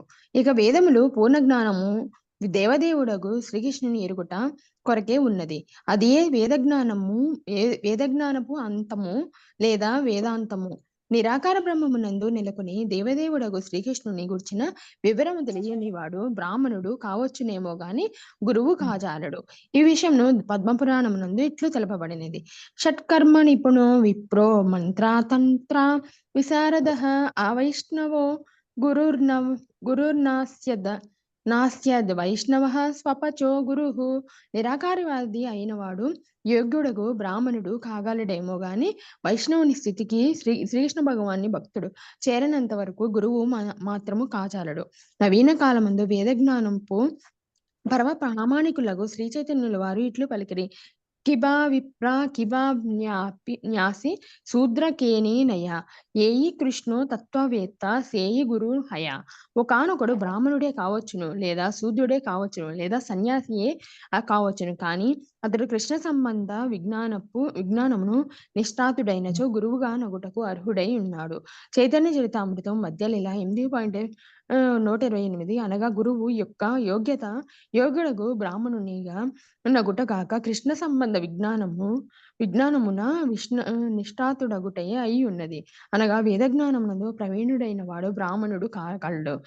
ఇక విశుద్ధ వైష్ణవుడను కృష్ణ సంబంధ విజ్ఞానపు మర్మములన్నింటినీ ఎరిగిన వాడును అవు బ్రాహ్మణుడే ఆధ్యాత్మిక గురువు కాగలడు. బాహుభ్యో అవర్తత క్షత్రం క్షత్రియస్త ధనువ్రతః యో జాతస్త్రయతే వర్ణాన్ పౌరుషః కంటకాక్షతాత్. అటు పిమ్మట విరాట్ రూపము యొక్క బాహువులు నుండి క్షత్రము ఉద్భవించెను. చోరులు దుర్మార్గులు ఉత్పాతములు నుండి సంఘమును రక్షించుటనడి క్షత్రియ ధర్మమును అనుసరించుచు అట్టి శక్తి సంబంధమును క్షత్రియులు సైతము ఉనికిలోనికి వచ్చిరి.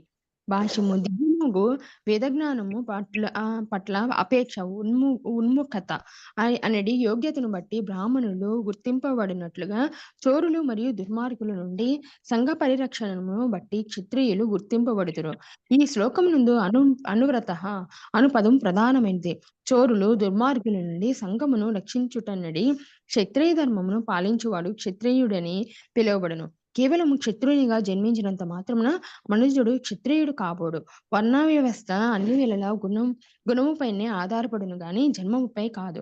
జన్మనున్నది కేవలము బాహ్య భావనము మాత్రమే. అది ఎన్నడూను వర్ణాశ్రమములో ముఖ్య లక్షణము కాదు.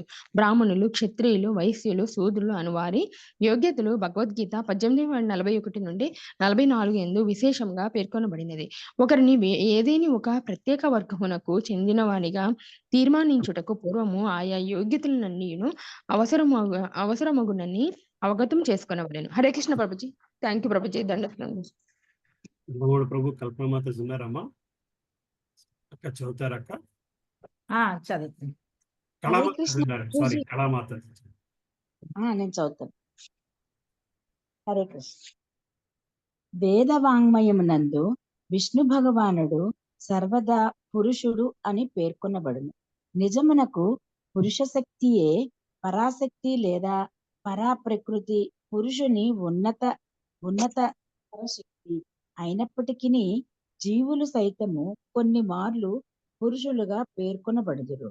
పురుషుని భగవానుని బాహ్యశక్తిచే భ్రమితులై జీవులు తమకు వాస్తవమునకు యోగ్యత లేనప్పటికీ తమను తాము పురుషునిగా భావింతురు. నిజమునకు భగవానుడే రక్షణ శక్తిని కలిగి ఉన్నాడు. త్రిమూర్తులకు బ్రహ్మ, విష్ణువు, మహేశ్వరులలో తొలి రూపము సృజన శక్తిని కలిగి ఉండగా రెండవ రూపము రక్షణ శక్తిని, మూడవ రూపము విలయ శక్తిని కలిగి ఉన్నవి. ప్రజలకు స్థలమందు జలమందు జన్మించిన సమస్త జీవులకు రక్షణము నొసగటయందు క్షత్రియులు పురుషునికి ప్రాధాన్యత వహింపవలసి ఉన్నందున పురుష అనేది ఈ శ్లోకమందలి పదము ప్రాధాన్యమును సంతరించుకున్నది. అనగా రక్షణమనున్నది మానవులు, జంతువులు ఇరువురికి ఉద్దేశింపబడినది. కాని నవీన సమాజమున చోరులు, దుర్మార్గుల హస్తముల నుండి ప్రజలు రక్షణము నొసగబడుదురు. నవీన గణతంత్ర దేశమందు క్షత్రియులు లేనట్టిది. కేవలము వైశ్యులు మరియు శూద్రుల ప్రభుత్వం మాత్రమే అయి ఉన్నది. పూర్వం వల్లే బ్రాహ్మణులు మరియు క్షత్రియులను కూడినట్టిది కాదు. మానవులకు, జంతువులకు రక్షణమునొసగిన కారణమున ధర్మరాజు మరియు అతని మనుమడు పరీక్షిన్ మహారాజు నిజమైన క్షత్రియ రాజులై ఉండేది. కలిపురుషుడు ఒక ఆవును చంప ప్రయత్నించినప్పుడు పరీక్షిన్ మహారాజు శీఘ్రమే ఆ దుర్మార్గుని వధింప సంసిద్ధుడయ్యను. పిదప ఆ కలిపురుషుణ్ణి అతడు తన రాజ్యము నుండి తరిమివేసెను. పురుషుని అనగా విష్ణు భగవాను ప్రతినిధి చిహ్నమదియే. వైదిక నాగరికతననుసరించి యోగ్యుడుగు క్షత్రియ రాజు భగవానికి ఒసగబడినంతటి గౌరవము ఒసగబడును. ప్రజలకు రక్షణము నొసగచు అతడు భగవానునికి ప్రాధాన్యత వహించుటయే అందులకు కారణం. నేటి ఎన్నుకోబడిన దేశాధినేతలు దొంగతనము నుండి రక్షణము కల్పింపజాలరు. కనుకనే భీమా సంస్థ నుండి ప్రతి ఒక్కరూ రక్షణము పొందవలసి వచ్చుచున్నది. నవీన మానవ సంఘమనందలి సమస్యలన్నయును యోగ్యులకు, బ్రాహ్మణులకు, క్షత్రియులు లేని కారణమునను నామమాత్ర ఎన్నికలచే వైశ్యులు, శూద్రుల ప్రభావము అమితమగట వలనను కలుగుచున్నది. హరే కృష్ణ. Thank you Prabhuji. కలిపురుషుడిని తన రాజ్యం నుంచి తరిమివేస్తును అన్నారు కదా, అది నిజంగా అంటే అతను బంగారంలో కూడా స్థానం ఇవ్వడం వలన అతన్ని పూర్తిగా తరిమివేయలేదు కదా ప్రభుజీ. ఆ మాట అంటే నేను మామూలుగా అడుగుతున్నాను. అది అవును అంటే ఇంపార్టెంట్ కాకపోయినా జస్ట్ అలాగ అడుగుతున్నాను ప్రభుజీ. అవునమ్మా అవునమ్మా. బంగారం అంటే కలిపురుషుని తరిమి వేయడానికి ప్రయత్నిస్తే కలిపురుషుడు అంటాడు, నువ్వు రాజుగా నాకు కూడా రక్షణ కల్పించాల్సిన బాధ్యత నీదే, నాకు స్థానం ఇవ్వాల్సిన బాధ్యత నీదే అంటే అప్పుడు కొన్ని స్థానాలు ఇస్తాడు కలిపురుషుడికి పరీక్ష మహారాజు. ఓకే ప్రభుజీ. ఓకే ప్రభుజీ. 32. హరే కృష్ణ.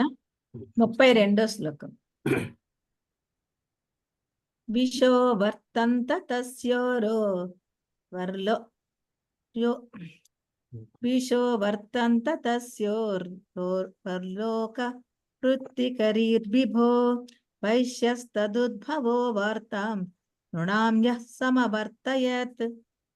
ధాన్యోత్పత్తి మరియు ప్రజలకు వాటి పంపిణీ అనడి జనులందరి జీవనాధారము విరాట్ రూపము యొక్క ఊరువుల నుండి ఉత్పన్నమయ్యను. అట్టి కార్యనిర్వహణమును చేపట్టడి వణిజులు వైశ్యులు అని పిలువబడుదురు. భాష్యము.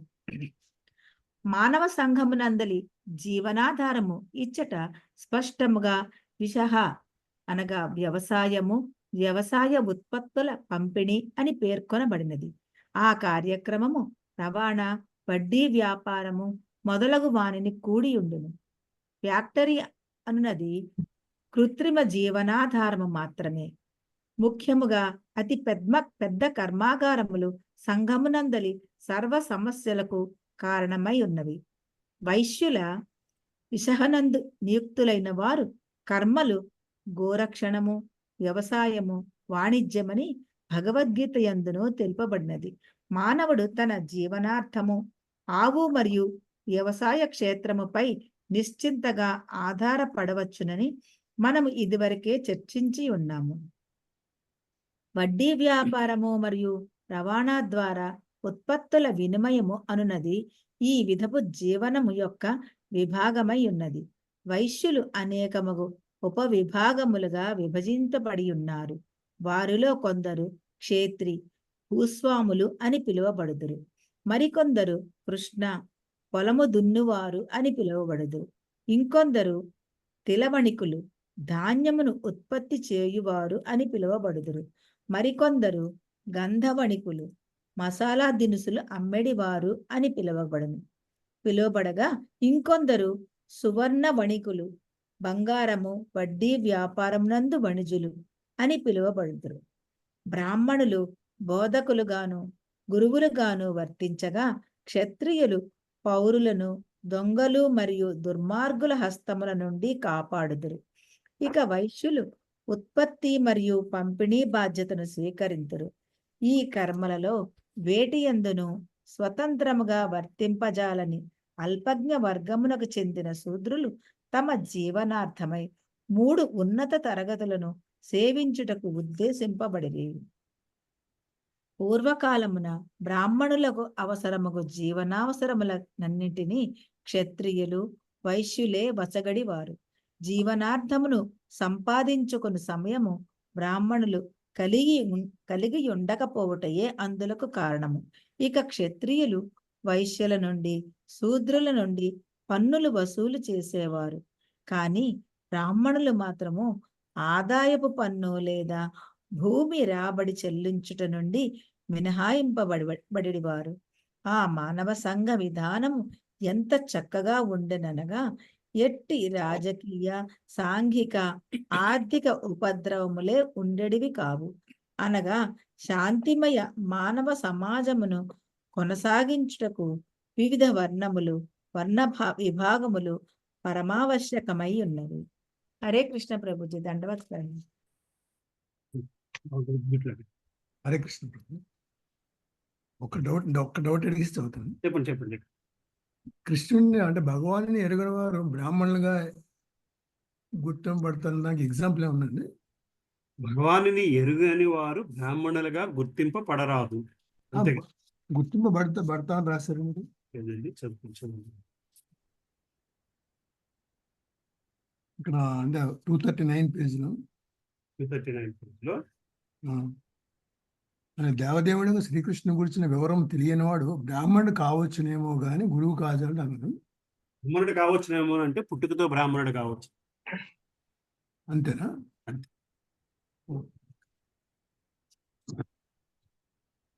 అంటే ఇక్కడ వేరే ఎగ్జాంపుల్ లేదా? అదే ఎగ్జాంపుల్ ఉంటుంది.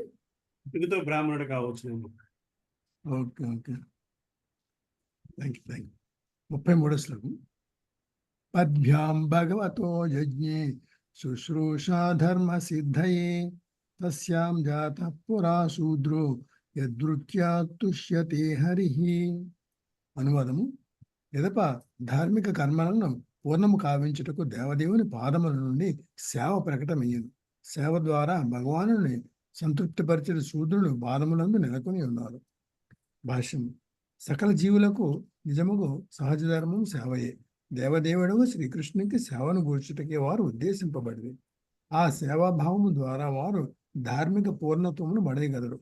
సిద్ధాంతపరములు జ్ఞానమును పొందుటకు కేవలము కల్పనము కావించుట ద్వారా ఎవ్వరును అట్టి ధార్మిక పూర్ణత్వమును అనగా సిద్ధిని బడైజాలరు. ఆధ్యాత్మికవాదులు ఎందని జ్ఞానుల విభాగములకు చెందిన వారు ఆత్మను అనాత్మ నుండి వేరు చేయుటకు కేవలము కల్పనము కావించుతూ పోదు.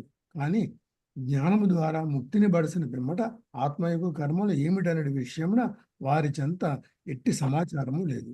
విషయమును యథాతథముగా నిర్గుంటుకు కేవలము మానసిక కల్పనము చేయుచు శ్రీకృష్ణ భగవానుని దివ్యముగు ప్రేమపూర్వక సేవయందు నియుక్తులు కానివారు కేవలము తమ కాలమును వృధా కావించుచున్నారని చెప్పబడినది.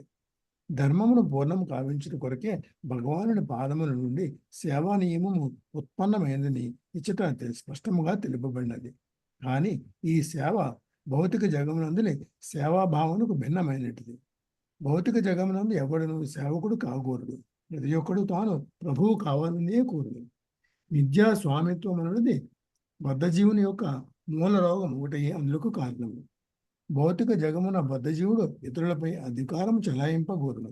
కానీ భగవానుని బాహ్య శక్తికితే భ్రమితుడై అతడు భౌతిక జగమున బలవంతముగా సేవకుడు కావింపబడు. బద్ధజీవుని నిజస్థితి అదియే.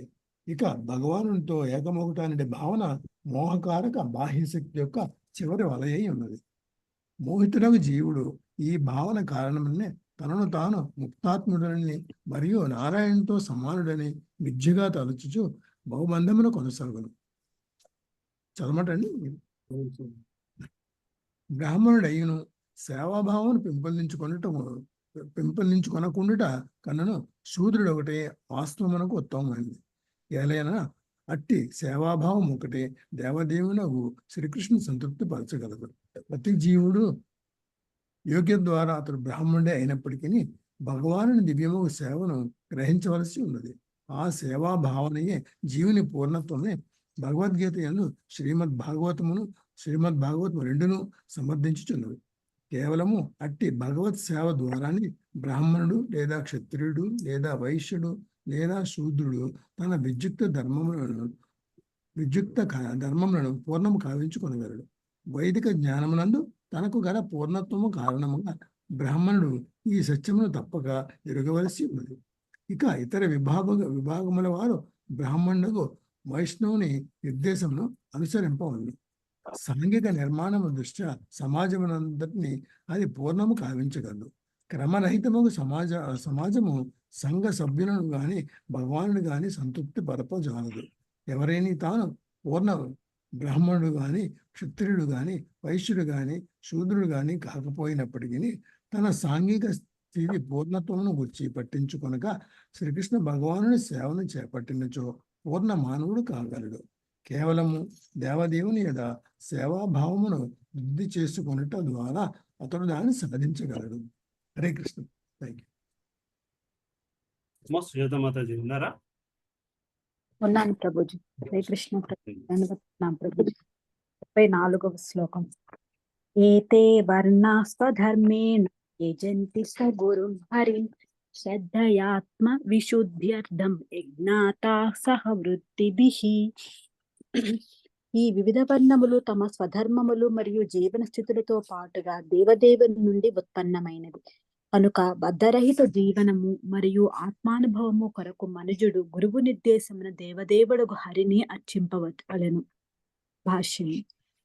విరాట్ రూపమున గల భగవాన్ని వివిధ దేహభాగముల నుండి జన్మించిన సమస్త విశ్వపు జీవులందరూ ఆ దివ్య దేహమునకు నిత్య సేవకులు కావలసి ఉన్నది. మన దేహమందలి ప్రతి అనగా ముఖము, హస్తములు, ఊరు, పాదములు దేహమునకు సేవను గూర్చుటికే ఉద్దేశింపబడినవి. వాటి సహజ స్థితి అదియే. మానవ జన్మ కన్నను న్యూనమగు జీవనమందు జీవులు ఈ సహజ స్థితిని గూర్చి ఎరుగజాలరు. కానీ మానవ జన్మ యందు మాత్రము వారు వర్ణ విధానము ద్వారా దాన్ని ఎరుగవలను. పైన పేర్కొనబడినట్లు సంఘపు అన్ని వర్ణముల వారికి బ్రాహ్మణుడే గురువై ఉన్నాడు. ఆ విధముగా దేవదేవుని దివ్య సేవగా పరిణమించునట్టి బ్రాహ్మణత్వమే ఆత్మ పవిత్రీకరణకు మూల సిద్ధాంతమై ఉన్నది. బద్ధస్థితి యందు ఆత్మ తాను జగత్తునికే ప్రభువును కాగలననుడి భావన ఎందుండును. ఇక అట్టి మిథ్యాభావనకు పరాకాష్ట తనను తాను దేవదేవుడునని తలచుట. దేవదేవుడెన్నడును మాయచే అనగా భ్రమచే బద్ధుడు కాబోడనడి విషయమును మూర్ఖుడు బద్ధజీవుడు గ్రహించబోడు. దేవదేవుడే మాయచే బద్ధుడైనచో ఇక అతని పరమోత్కృష్టత ఎచ్చటుండును. అట్లయినచో మాయయే పరమోత్కృష్టమైనది కాగలదు. కనుక జీవులన్నడును బద్ధులైన కారణమున పరమోత్కృష్టులు కారు. అట్టి బద్ధజీవుని నిజస్థితి ఈ శ్లోకమునందు వివరింపబడినది. త్రిగుణములందు భౌతిక శక్తితో సంపర్కమునందియున్న కారణమున బద్ధజీవులందరూ అపవిత్రులై ఉన్నారు. కనుక వారు ధార్మికుడకు గురువు నిర్దేశమున తమను తాము విశుద్ధులను కావించుకొనుట అత్యంత అవసరము. ఆ గురువు యోగ్యత ద్వారా బ్రాహ్మణుడై ఉండుటయే గాక వైష్ణవుడును అయి ఉండవలను. ఇచ్చడు తెలుపబడిన ఏకైక ఆత్మశుద్ధి విధానము ప్రామాణిక పద్ధతిన అనగా గురు నిర్దేశమున దేవదేవుని అర్చించుట. పవిత్రీకరణకు అదియే సహజ విధానం. మరి ఏ ఇతర విధానము కూడా ప్రామాణికమైనదిగా ఉపదేశింపబడలేదు. ఇతర పవిత్రీకరణ పద్ధతులు పైన పేర్కొనబడిన జీవన స్థితికి అరుదించుటకు తోడ్పడవచ్చును. కానీ నిజముకు పూర్ణత్వమును సాధించుటకు పూర్వము మనుజుడు ఆ చివరి విషయమునకు మాత్రము అంత్యమును అరుదించవలసి ఉండును. ఈ సత్యమును భగవద్గీత ఇట్లు ధృవపరుచుచున్నది. బహూనాం జన్మనామంతే జ్ఞానవాన్ మాం ప్రపద్యతే వాసుదేవ సర్వమిత్తా మహాత్మా సుదుర్లభ. హరే కృష్ణ ప్రభుజీ. Thank you.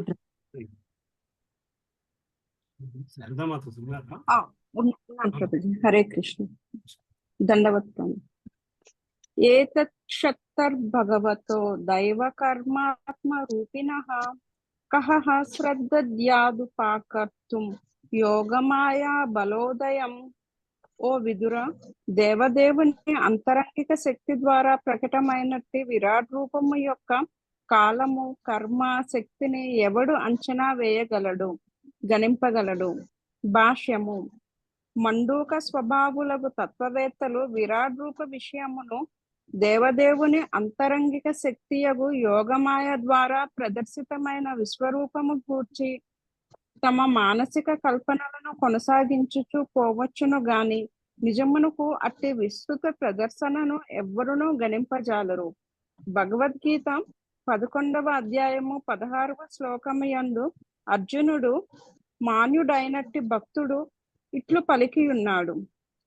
అనేక బాహూదరవక్తృనేత్రం పశ్యామి త్వాం సర్వతోనంతరూపం నాంతం న మధ్యం న పునస్తవాదిం పశ్యామి విశ్వేశ్వర విశ్వరూప. ఓ దేవా విశ్వరూప, విశ్వేశ్వర, అసంఖ్యాకములకు బాహువులను, దేహములను, ముఖములను, నయనములను అన్ని దిక్కుల యందు నేను గాంచుచున్నాను. అవన్నీను అపరిమితముగా నున్నవి. ఈ రూపము యొక్క ఆది మధ్యాంతములను నేను గాంచజాలకున్నాను. భగవద్గీత అర్జునునికే ప్రత్యేకముగా బోధింపబడినది. అతని కోరిక మేరకు విశ్వరూపము కూడా ప్రదర్శింపబడినది. ఆ విశ్వరూపమును గాంచుటకు అతనికి విశేష నయనములు ఒసగబడినవి. భగవానుని అసంఖ్యాక బాహువులను, ముఖములను అతడు గాంచగలిగినను పూర్తిగా మాత్రము ఆ రూపమును గాంచలేకపోయెను. భగవానుని శక్తి యొక్క పొడవు, వెడల్పులను అర్జునుడే అంచనా వేయలేకపోయినచో వేరెవ్వరు దానిని ఒనరింప సమర్థులు కాగలరు. మండూక స్వభావపు తత్వవేత్త వలె తప్పుడు లెక్కలు చేయుటకు మాత్రము ఎవరైనా యత్నించవచ్చును. అట్టి తత్వవేత్త తనకు గల 3 అడుగుల బావి అనుభవంతో పసిఫిక్ మహాసముద్రపు పొడవు, వెడల్పులను అంచనా వేయగోరెను. ఆ విధముగా పసిఫిక్ సముద్రమంత పెద్దగా తనను ఉబ్బించుకొని ఆరంభించి అంత్యమున పొట్ట పగిలి మరణించెను. భగవానుని బాహ్యశక్తి యొక్క మాయలో ఆ దేవదేవుని పొడవు వెడల్పులను అంచనా వేయుటకు యత్నించు మానసిక కల్పనా పరులకు ఈ కథ చక్కగా సరిపోగలదు. కనుక ప్రశాంతుడును వినమ్రుడును అగు భక్తుడై గురువు గారి నుండి శ్రీకృష్ణ భగవానుని గూర్చి శ్రవణము చేయుటకు యత్నించుట పరమోత్తమ మార్గమై ఉన్నది. గత శ్లోకమునందు తెలుపబడినట్లు ఆ రీతిని మనుజుడు ప్రేమ పూర్వకముగా భగవత్ సేవను నిర్వహింపవచ్చును. హరే కృష్ణ. చదువుతారా ప్రభు? ప్రభుజీ చదువుతున్నానండి. 36. యథాపి కీర్తయామన్యజ్ఞం యథామతి యథాతృతం ఈత్యం హరే స్వాం సత్కురుం గిరిమాన్యదాభిద దాసతీం. ఆ సమర్థుడైనప్పటికీ అసమర్థుడైనప్పటికీ గురువు నుండి నేనేది శ్రవణం చేయగలిగితేనో ఆకలింపు చేసుకోనగలిగితేనో దాని అంతటినీ శుద్ధ వచనములతో భగవత్ కీర్తనగా ఇప్పుడు వివరించు. లేనిచో నా వాక్శక్తి అపవిత్రముగా మండిపోవచ్చు. భాష్యం. బద్ధజీవుని పవిత్రీకరణము అతని చైతన్యము పవిత్రీకరణము అగత్యపరచును. చైతన్యము యొక్క ఉనికి ద్వారా దివ్యముగా ఆత్మ యొక్క సన్నిధి అవగతమగును. చైతన్యమును దేహము నుండి విడిచినంతనే దేహం క్రియారహితమగును. అనుకనే కర్మల ద్వారా చైతన్యం అనుభూతమగును. చైతన్యము క్రియారహిత స్థితిని యందు ఉండగలదంచు పలికడి జ్ఞానులు సిద్ధాంతము వారి అల్పజ్ఞత ప్రదర్శనమై ఉన్నది. శుద్ధ చైతన్యమునందరి కర్మలను ఆపుట ద్వారా ఎవరును అపవిత్రులు కారాదు. శుద్ధ చైతన్యము కర్మను నాపినచో చైతన్యయుతమగు జీవశక్తి వేరుగా పనిలో నియుక్తము కాగలదు. ఏది ఒక కర్మలో నిలువలేనిదే చైతన్యం ఆధారరహితమవుటే అందులో కారణం. అనగా చైతన్యము క్షణమాత్రము నిశ్శబ్దంగా ఉండబోదు. దేహము పనిచేయనప్పుడు చైతన్యము స్వప్రమ రూపము నుండి పనిచేయచుండు. అచేతన స్థితి ఎనున్నది కేవలము కృత్రిమమైనది. బాహ్యేతరము ద్వారా దాన్ని ఆ రీతి కొంత సమయమే ఉండవచ్చును.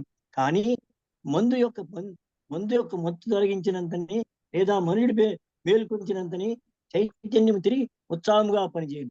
అపవిత్ర విచిత్ర చిత్తవృత్తులు నివారించుటకు తాను భగవాన్ని అపరిమిత మహిమను యత్నించినట్లు వారిని చక్కగా వర్ణించుటకు తన సామర్థ్యం లేనప్పటికీ మైత్రేయుడు పలికినాడు.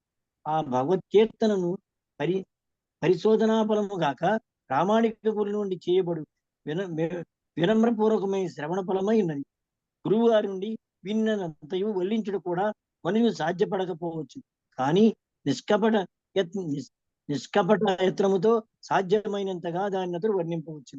భగవన్ మహిమను పూర్ణముగా వర్ణింపబడలేదా అనే విషయం ముఖ్యము కాదు. దైహిక మానసిక వాచికల కర్మలను మాత్రము మనుషుడు భగవాని దివ్యకీర్తనందు లగ్నము కావింప యత్నించవలను. లేనిచో ఆ కర్మలు అపవిత్రములుగాను అసతిగాను ఉండిపోగలవు.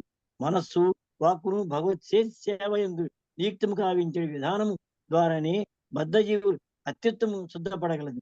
వైష్ణవ సాంప్రదాయములోని త్రిదండి సన్యాసి త్రికరణ శుద్ధిగా దేహము మనస్సు భగవత్ సేవయందు నియుక్తమయ్యడి వ్రతమును సూచించుచు 3 త్రిదండములు స్వీకరించడు. కానీ ఏకదండి సన్యాసి మాత్రము భగవదైక్యమైన వ్రతము ఒక్కదాన్నే చేపట్టు. శ్రీకృష్ణ భగవాను పూర్ణమైన కారణం అతని మహిమలకు నడుమ భేదం ఏమీనూ లేదు. వైష్ణవ సన్యాసి కీర్తించబడు భగవన్ మహిమలు స్వయముగా భగవాన్తో సమముగా సారపూర్ణములై ఉన్నవి. ఆ విధముగా భగవత్ కీర్తనం కావించినప్పుడు భక్తుడు తాను నిత్యముగా దివ్య సేవకునిగా పిలిచి ఉన్నప్పటికీ ఆ దేవదేవితో తదాత్మ్యమును ఏకభావము నొందును. ఒకే సమయమున ఏకము మరియు భిన్నమనుడి భక్తుని యొక్క స్థితిని అతని శాశ్వతంగా పునీతిని చేయగలదు. ఆ విధముగా అతని జీవితం పూర్ణముగా సఫలము కాగలదు. హరే కృష్ణ ప్రభుజీ. హరే కృష్ణ ప్రభు. మాతాజీ ఉన్నారా ప్రభు? రామలక్ష్మి మాతాజీ ఉన్నారండి. చదవండి. హరే కృష్ణ ప్రభుజీ. 37. శుక్లోకకర్త యొక్క కర్మలు మహిమల చర్చయందు నెలకొనుటయే మానవులకు ఏకాంత లాభమై ఉన్నది. విద్వాంసులకు ఋషులచే అట్టి కర్మలు ఎంత చక్కగా లిఖించబడినవనగా కేవలము వాటిని శ్రవణము చేయుట ద్వారా కర్ణముల నిజ ప్రయోజనము సిద్ధించగలదు. భాష్యం. భగవానుని కర్మలను శ్రవణము చేయుట పట్ల నిరాకారవాదులు మిగుల జడిసి ఉండురు. బ్రహ్మానందమే జీవితపు చరమగమ్యమనియు ఎవ్వరి కర్మ అయినను చివరికి దేవదేవునిది సైతము లౌకికమైనదేనయునియు వారు తలచుటయే అందులకు కారణము. కానీ ఈ శ్లోకం నందు పేర్కొనబడిన సుఖభావన దివ్య గుణమయుడగు శ్రీకృష్ణ భగవాను కర్మలకు సంబంధించి ఉన్నందున అందులకు భిన్నమై ఉన్నది. భగవానుని గుణములు, కర్మలు, లీలలు అనునవి భక్తుల చర్చనీయాంశములైన కారణమున గుణవాదం అన్నది పదమ ప్రాధాన్యమును సంతరించుకున్నది. మైత్రేయ ఋషి వంటి వాడు లౌకిక గుణములకు సంబంధించిన దేనిని కూడా చర్చించుటయందు కుతూహలమును కలిగి ఉండడు. అయినప్పటికీ అతడు దివ్యానుభవము యొక్క అత్యున్నత పూర్ణత్వ స్థితి శ్రీకృష్ణ భగవాను కర్మలను చర్చించుటయేనని పలుకుచున్నాడు. కనుకనే భగవానుని దివ్య కర్మలకు సంబంధించిన కథా విషయములు కైవల్య సుఖానుభవమునకు పరమైనటివని శ్రీల జీవ గోస్వామి తీర్మానించిరి. ఆ దివ్య కర్మలు మహర్షులచే ఎంత చక్కగా లిఖించబడినవనగా కేవలము వాటిని శ్రవణము చేయటం ద్వారానే మనుషుడు పూర్ణముగా ఆత్మానుభూతిని బడయగలడు. కర్ణములు మరియు నాలుక యొక్క సరియగు ఉపయోగము సైతము సాధింపబడును. అట్టి ఘనమైన వాంగ్మయమునందు శ్రీమద్ భాగవతము ఒకటి. దీని అందరి విషయములను కేవలము శ్రవణ పఠనము కావించుట ద్వారా జీవితపు అత్యున్నత పూర్ణత్వ స్థితి ప్రాప్తించగలదు. 38. 38 జగదమ్మ మాతాజీ చదువుతారమ్మా. హరే కృష్ణ ప్రభుజీ. 38వ శ్లోకము.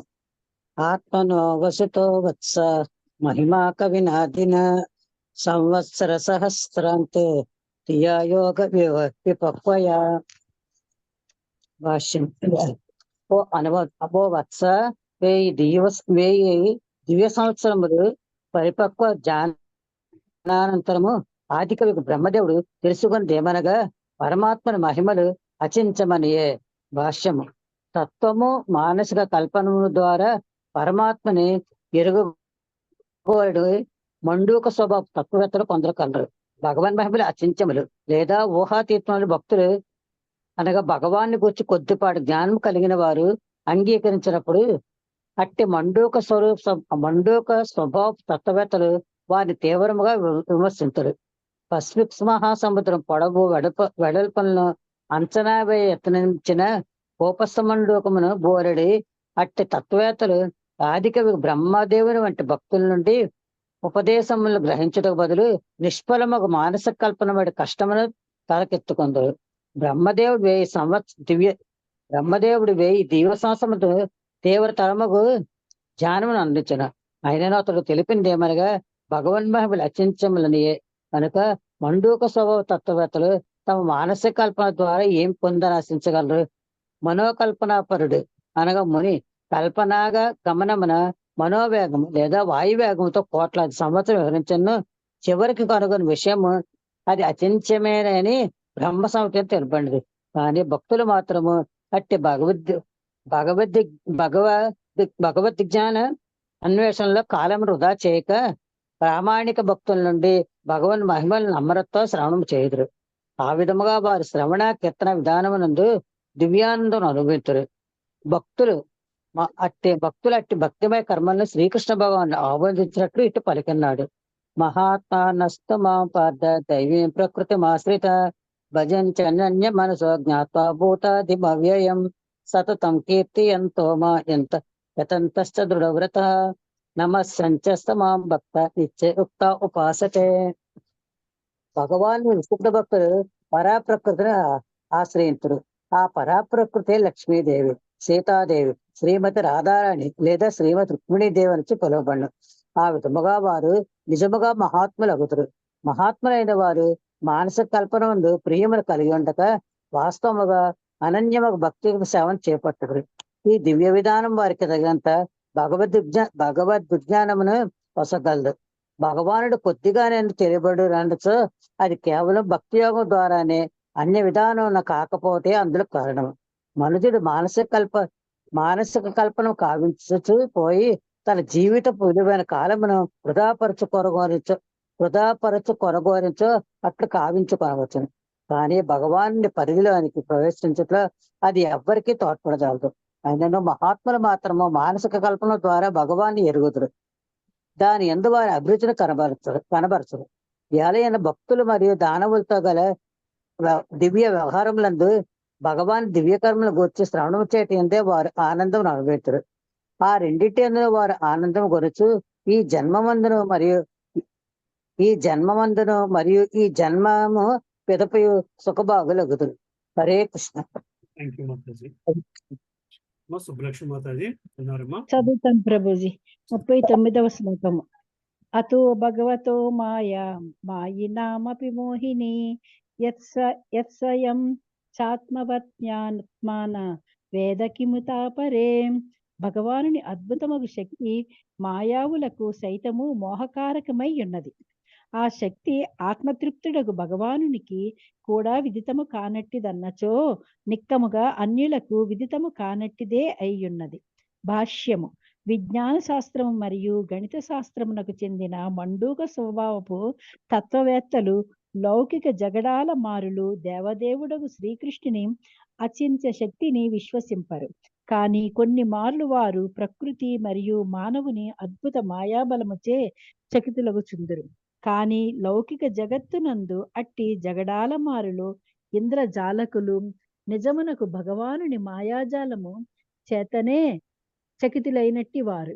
కానీ అది అంతయు పౌరాణికమని కొట్టివేయిచు వారు తమ సంభ్రమమును కప్పిపుచ్చుకొని యత్నింతురు. కానీ నిజమునకు పరమోత్కృష్ట శక్తిమంతుని విషయమున అసాధ్యమైనది గాని పౌరాణికము గాని ఏదియునూ లేదు. ఆ లౌకిక జగడాల మారులకు పరమాద్భుత సంభ్రమేమనగా వారు పరమపురుషుని అపరిమిత శక్తి యొక్క పొడవు వెడల్పులను గణించుటయందు తలమునకలై ఉండగా అతని విశ్వసనీయ భక్తులు మాత్రము భవబంధము నుండి ముక్తులగుచున్నారు. జగమునందు భగవానుని అద్భుత గారడిని కేవలము ప్రశంసించుట ద్వారా వారిది సాధించుచున్నారు. భుజించుట, శయనించుట, పనిచేయుట వంటి పలు పరిస్థితుల యందు తమ సంపర్కమునకు వచ్చు అన్నింటి యందును పరమాద్భుతమగు నిపుణతను భగవద్భక్తులు గాంచుదురు. రావి చెట్టు యొక్క చిన్న పండు వేలాది గింజలను కలిగి ఉండును. ఇక ప్రతి గింజ కూడా మరి యొక్క వృక్షమును కోట్లాది అట్టి పండ్లను కార్యకారణములకుగా కలిగి ఉన్నట్టుది తన యందు కలిగియుండును. ఆ విధముగా వృక్షములు గింజలు కూడా భక్తులను భగవత్ కర్మల ధ్యానమునందు నిలుపగా లౌకిక జగడాల మారులు మాత్రము శుష్కల్పనము మరియు మానసిక చింతనము ప్రస్తుత జన్మము తదుపరి జన్మము రెండింటి యందును నిష్ఫలమైనట్టివి నందు కాలమును వ్యర్థము కావింతురు. తమ కల్పనాశక్తిని గాంచి గర్వించి అట్టి వారలు రావి చెట్టు యొక్క చిన్నపాటి శక్తివంతమగు కర్మలను సైతము ఎన్నడూనూ ప్రశంసింపజాలరు. అట్టి కాల్పనికులు అసత్తునందే నిరంతరము నిలిచిపోనున్న దురదృష్ట జీవులై ఉన్నారు. చదవమంటారు ప్రభుజీ? హరే కృష్ణ ప్రభుజీ. Thank you. మాతాజీ ఉన్నారమ్మా? ఉన్నాను ప్రభుజీ. చదువుతాను ప్రభుజీ. 40 కదా ప్రభుజీ? యతో ప్రాప్య నయవర్తంత వాచస్య మనసా సహ అహం చాన్య ఇమే దేవస్త సైమా భగవతే నమః. తమ అధిష్టాన దేవులతో సహా వాక్కులు, మనసు, అహంకారము దేవదేవుని ఎరుగుటయందు జయమును సాధింపలేకపోయినవి కనుక మనము అతనికి కేవలము వివేకముతో వందనమును అర్పించవలసి ఉన్నది. భాష్యము. వాక్కు, మనసు, అహంకారములు అధిష్టాన దేవతల అనగా వేదములు, బ్రహ్మ, రుద్రుడు మరియు బృహస్పతి ఆధిపత్యమున గల దేవతలందరూ చేతను పరతత్వమును ఎరుగబడనచో ఇందులకై భక్తులు అట్టి అవిదిత లక్ష్యము పట్ల అభిరుచిని కలిగి ఉందరని మండూక స్వభావపు లెక్కల మారి గణికుడు తన అపేక్షను లేవదీను. భగవ లీలలను వర్ణించేందు భక్తులు అనుభవించడి దివ్య ఆనందనము భక్తి రహితులకు మనోకల్పనా పరులకు నిక్కముగా అవిదితమని పలుకుటయే దానికి సమాధానము కాగలదు. దివ్య ఆనందమును అనుభవించినప్పుడు మనుషుడు తన కల్పన నుండి కల్పిత నిర్ధారణ నుండి సహజముగానే వెనుకకు మరలి వచ్చును. అవి సత్యమైనటివి కాని ఆనందాయకములు గాని కావని అతడు గాంచుటయే అందులకు కారణము. కానీ భక్తులు మాత్రము పరతత్వము దేవదేవుడు విష్ణువే అని ఎరుగుదురు. వేద మంత్రములు దానినే అట్లు నిర్ధారించుచున్నవి. ఓ తది విష్ణు పరం పదం సదా పశ్యంతి సూర్య. భగవద్గీత 15వ అధ్యాయం 15 శ్లోకము సైతము ఈ సత్యమును వేదేశ సర్వైరహమేవ వేచో అనుచు ధృవపరిచినది. వేద జ్ఞాన అభ్యాసము ద్వారా మనుషుడు శ్రీకృష్ణునే ఎరుగవలను కాని అహం నేను అనడి పదముపై తప్పుగా కల్పనమును గావించరాదు. భగవద్గీత 18వ అధ్యాయం 55వ శ్లోకము యందు తెలుపబడినట్లుగా భక్త్యా మాభాపి జానంతి యవానస్యాస్మిని శాస్మచి తత్వతః. పరతత్వము నెరుగుటకు ఏకైక విధానము భక్తి పూర్వక సేవయే. కేవలము ఆ భక్తి ద్వారానే మనుజుడు చర్మ సత్యము శ్రీకృష్ణ భగవానునియు బ్రహ్మము మరియు పరమాత్మ భావనను కేవలము అతని పాక్షిక లక్షణమనియు తెలుసుకొనగలడు. ఈ విషయమే మైత్రేయ ఋషిచే ఈ శ్లోకమున నిర్ధారింపబడినది. భక్తితో తన శ్రద్ధాపూర్వక శరణాగతిని నమః అతడు దేవదేవునకు భగవతే అర్పించుచున్నాడు. బ్రహ్మము పరమాత్మ భావనములకు పరముగా ఉన్నటువంటి దేవదేవుని చర్మ లక్షణమును మనుజుడు ఎరుగదలచినచో మైత్రేయుడు మరియు విదురుడు, పరీక్షణ మహారాజు మరియు సుఖదేవ గోస్వామి వంటి మహర్షులు భక్తుల పాత చిహ్నమును అనుసరించచ్చు దేవదేవుని దివ్యముగు భక్తియుక్త సేవ యందు నెలకొనవలను.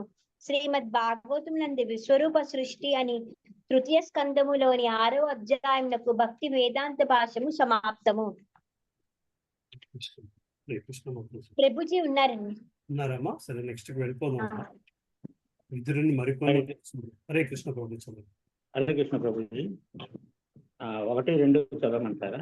రెండో సగం చదవండి. ఓకే. విదురుని మరికొన్ని ప్రశ్నలు.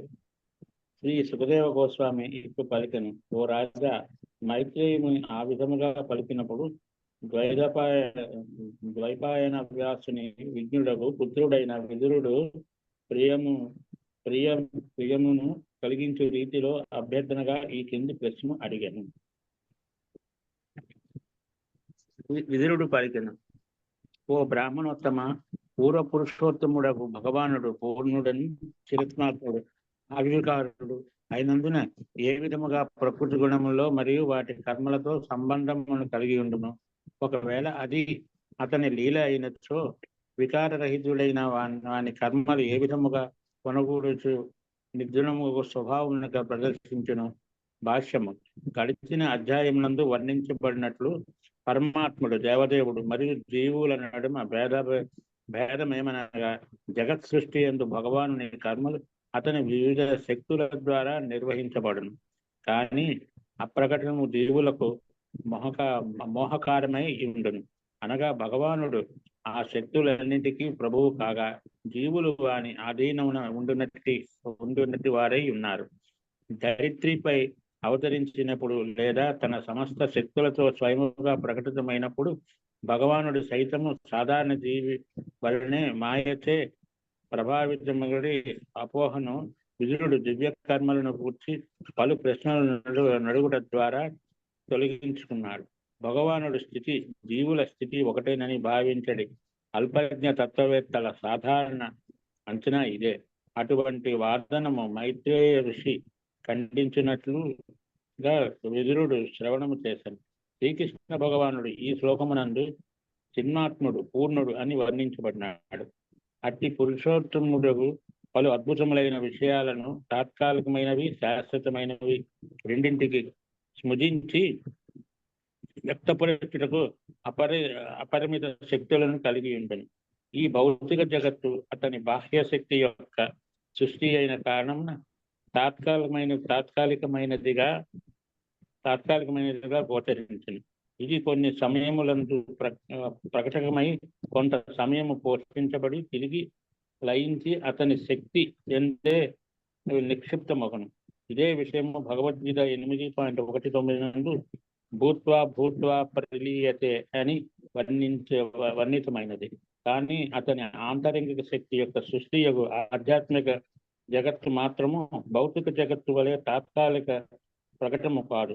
అది నిత్యమును మరియు దివ్యజ్ఞానము, ఐశ్వర్యము, శక్తి, బలము, సౌందర్యము, మహిమలతో నిండినట్టుది అయి ఉన్నది. భగవానునికి శక్తుల యొక్క అట్టి వ్యక్తీకరణలు నిత్యములు. అందుచే అవి నిర్గుణములు.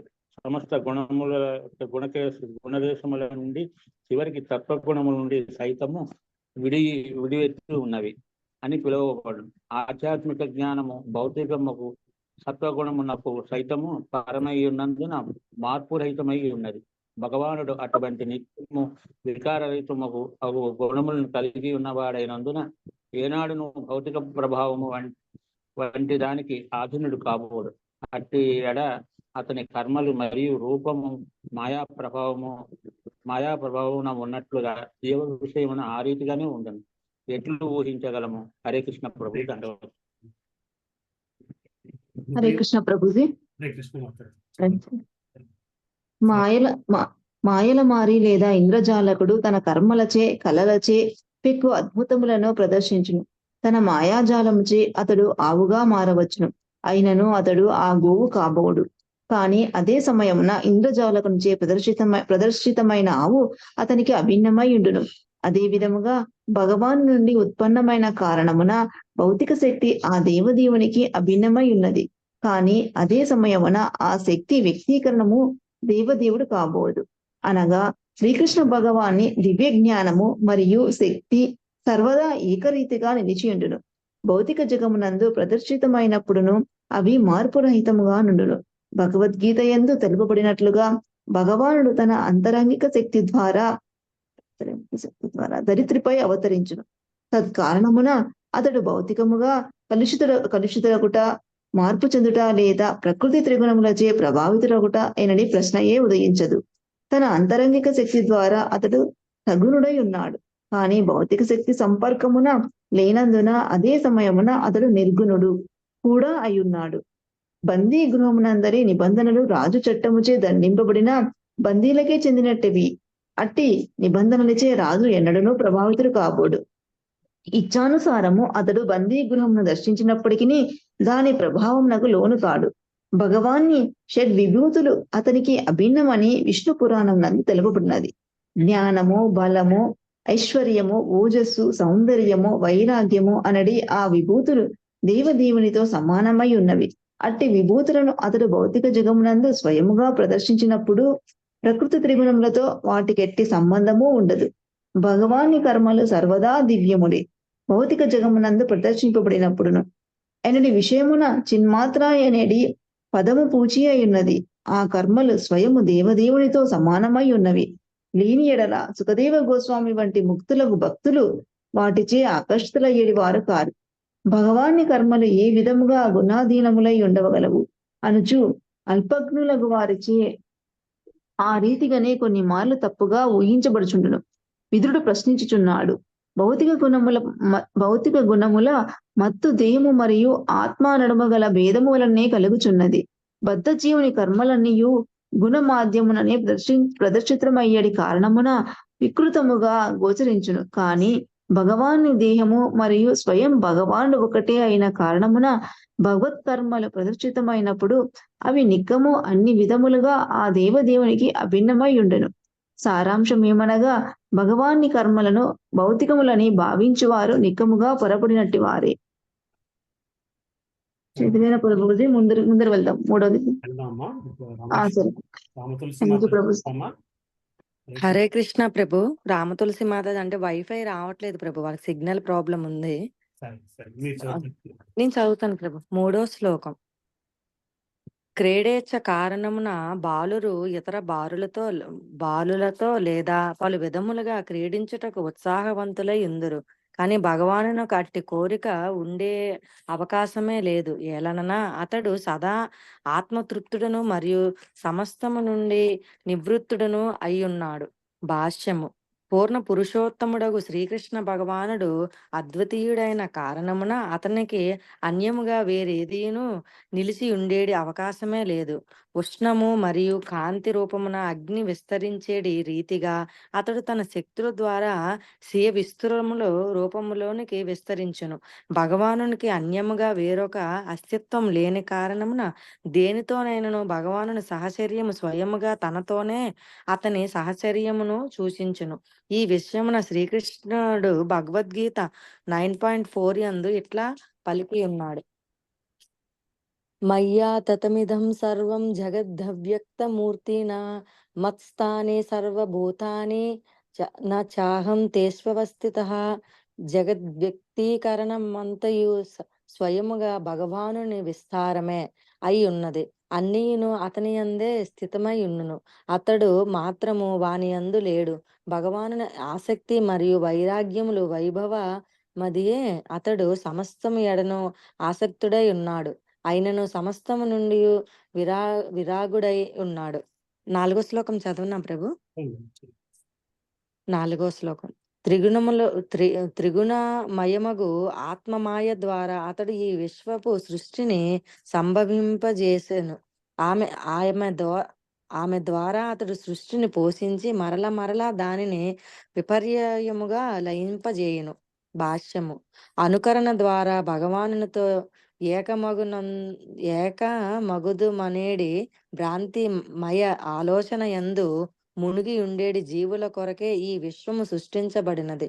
ఇక ఆ బద్ధ జీవులు మరింత మోహము కొరకే త్రిగుణములన్నీవి మాయాశక్తిచే ప్రభావితుడై బద్ధజీవుడు తన ఆధ్యాత్మిక ఉనికిని మరిచిన కారణమున తనను తాను భౌతిక సృష్టి అంశగా భావించును.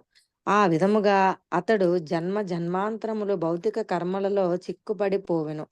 ఈ భౌతిక జగము భగవానుని ప్రయోజనము కొరకు గాక నియామకులు కాగోరిన బద్ధజీవులు భగవత్ ప్రసాదముగు తన సూక్ష్మ స్వతంత్రమును దురుపయోగము కావించిన కారణమున వారిట్లైరి కొరకే అయి ఉన్నది.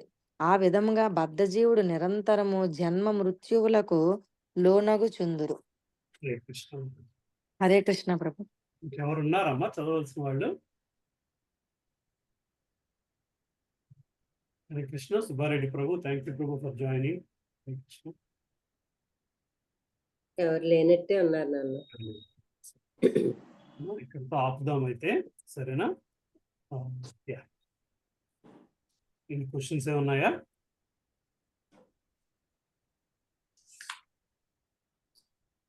లేవమ్మా. నెమ్మదిగా సబ్జెక్ట్ లోకి వెళ్ళిపోతున్నాం. అవును, 3వ అధ్యాయం 3వ స్కందంలోకే తీసుకెళ్ళిపోతున్నారు.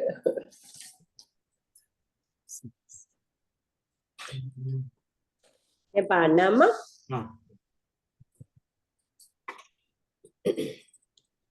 హరే కృష్ణ. నమస్తే నరసింహాయ ప్రహ్లాదదాయినే హిరణ్యాకాశీపూర్వక్షః శిలటంకానకాలాయే ఇతో నరసింహో పరతో నరసింహో యత యామి తతో నరసింహో బహిర్నరసింహో హృదయే నరసింహో నరసింహమదిం శరణం ప్రపద్యే తవ కర కమలవరే నాథ అద్భుత శృంగ దళిత హిరణ్య కసిపు తను భృంగ కేశవద్రుత నరహరి రూప జయ జగదీశ హరే జయ జగదీశ హరే జయ జగదీశ హరే జయ నరసింహదేవ్ నరసింహదేవ్ నరసింహదేవ్ జయ నరసింహదేవ్ జయ ప్రహ్లాద్ మహారాజ్ ప్రహ్లాద్ మహారాజ్ प्रहलाद महाराज जय प्रहलाद महाराज जय जय प्रभुपाद प्रभुपाद प्रभुपाद जय जय प्रभुपाद जय जय गुरुदेव गुरुदेव गुरुदेव जय जय गुरुदेव नित्य गौर हरि बोल हरि बोल हरि बोल नित्य गौर हरि बोल। जय नरसिंह स्वामी की जय जय प्रहलाद महाराज की जय जय श्रील प्रभुपादुల వారికి जय जय श्री गुरुदेవులకు जय जय अनंत कोटि वैष्णव भक्त वृंद की जय। हरे कृष्ण हरे कृष्ण। थैंक यू नाना। कृष्णा प्रभु जी दंडवत प्रणाम। थैंक यू प्रभु जी दंडवत प्रणाम। हरे कृष्ण प्रभु जी दंडवत प्रभु जी थैंक यू प्रभु जी।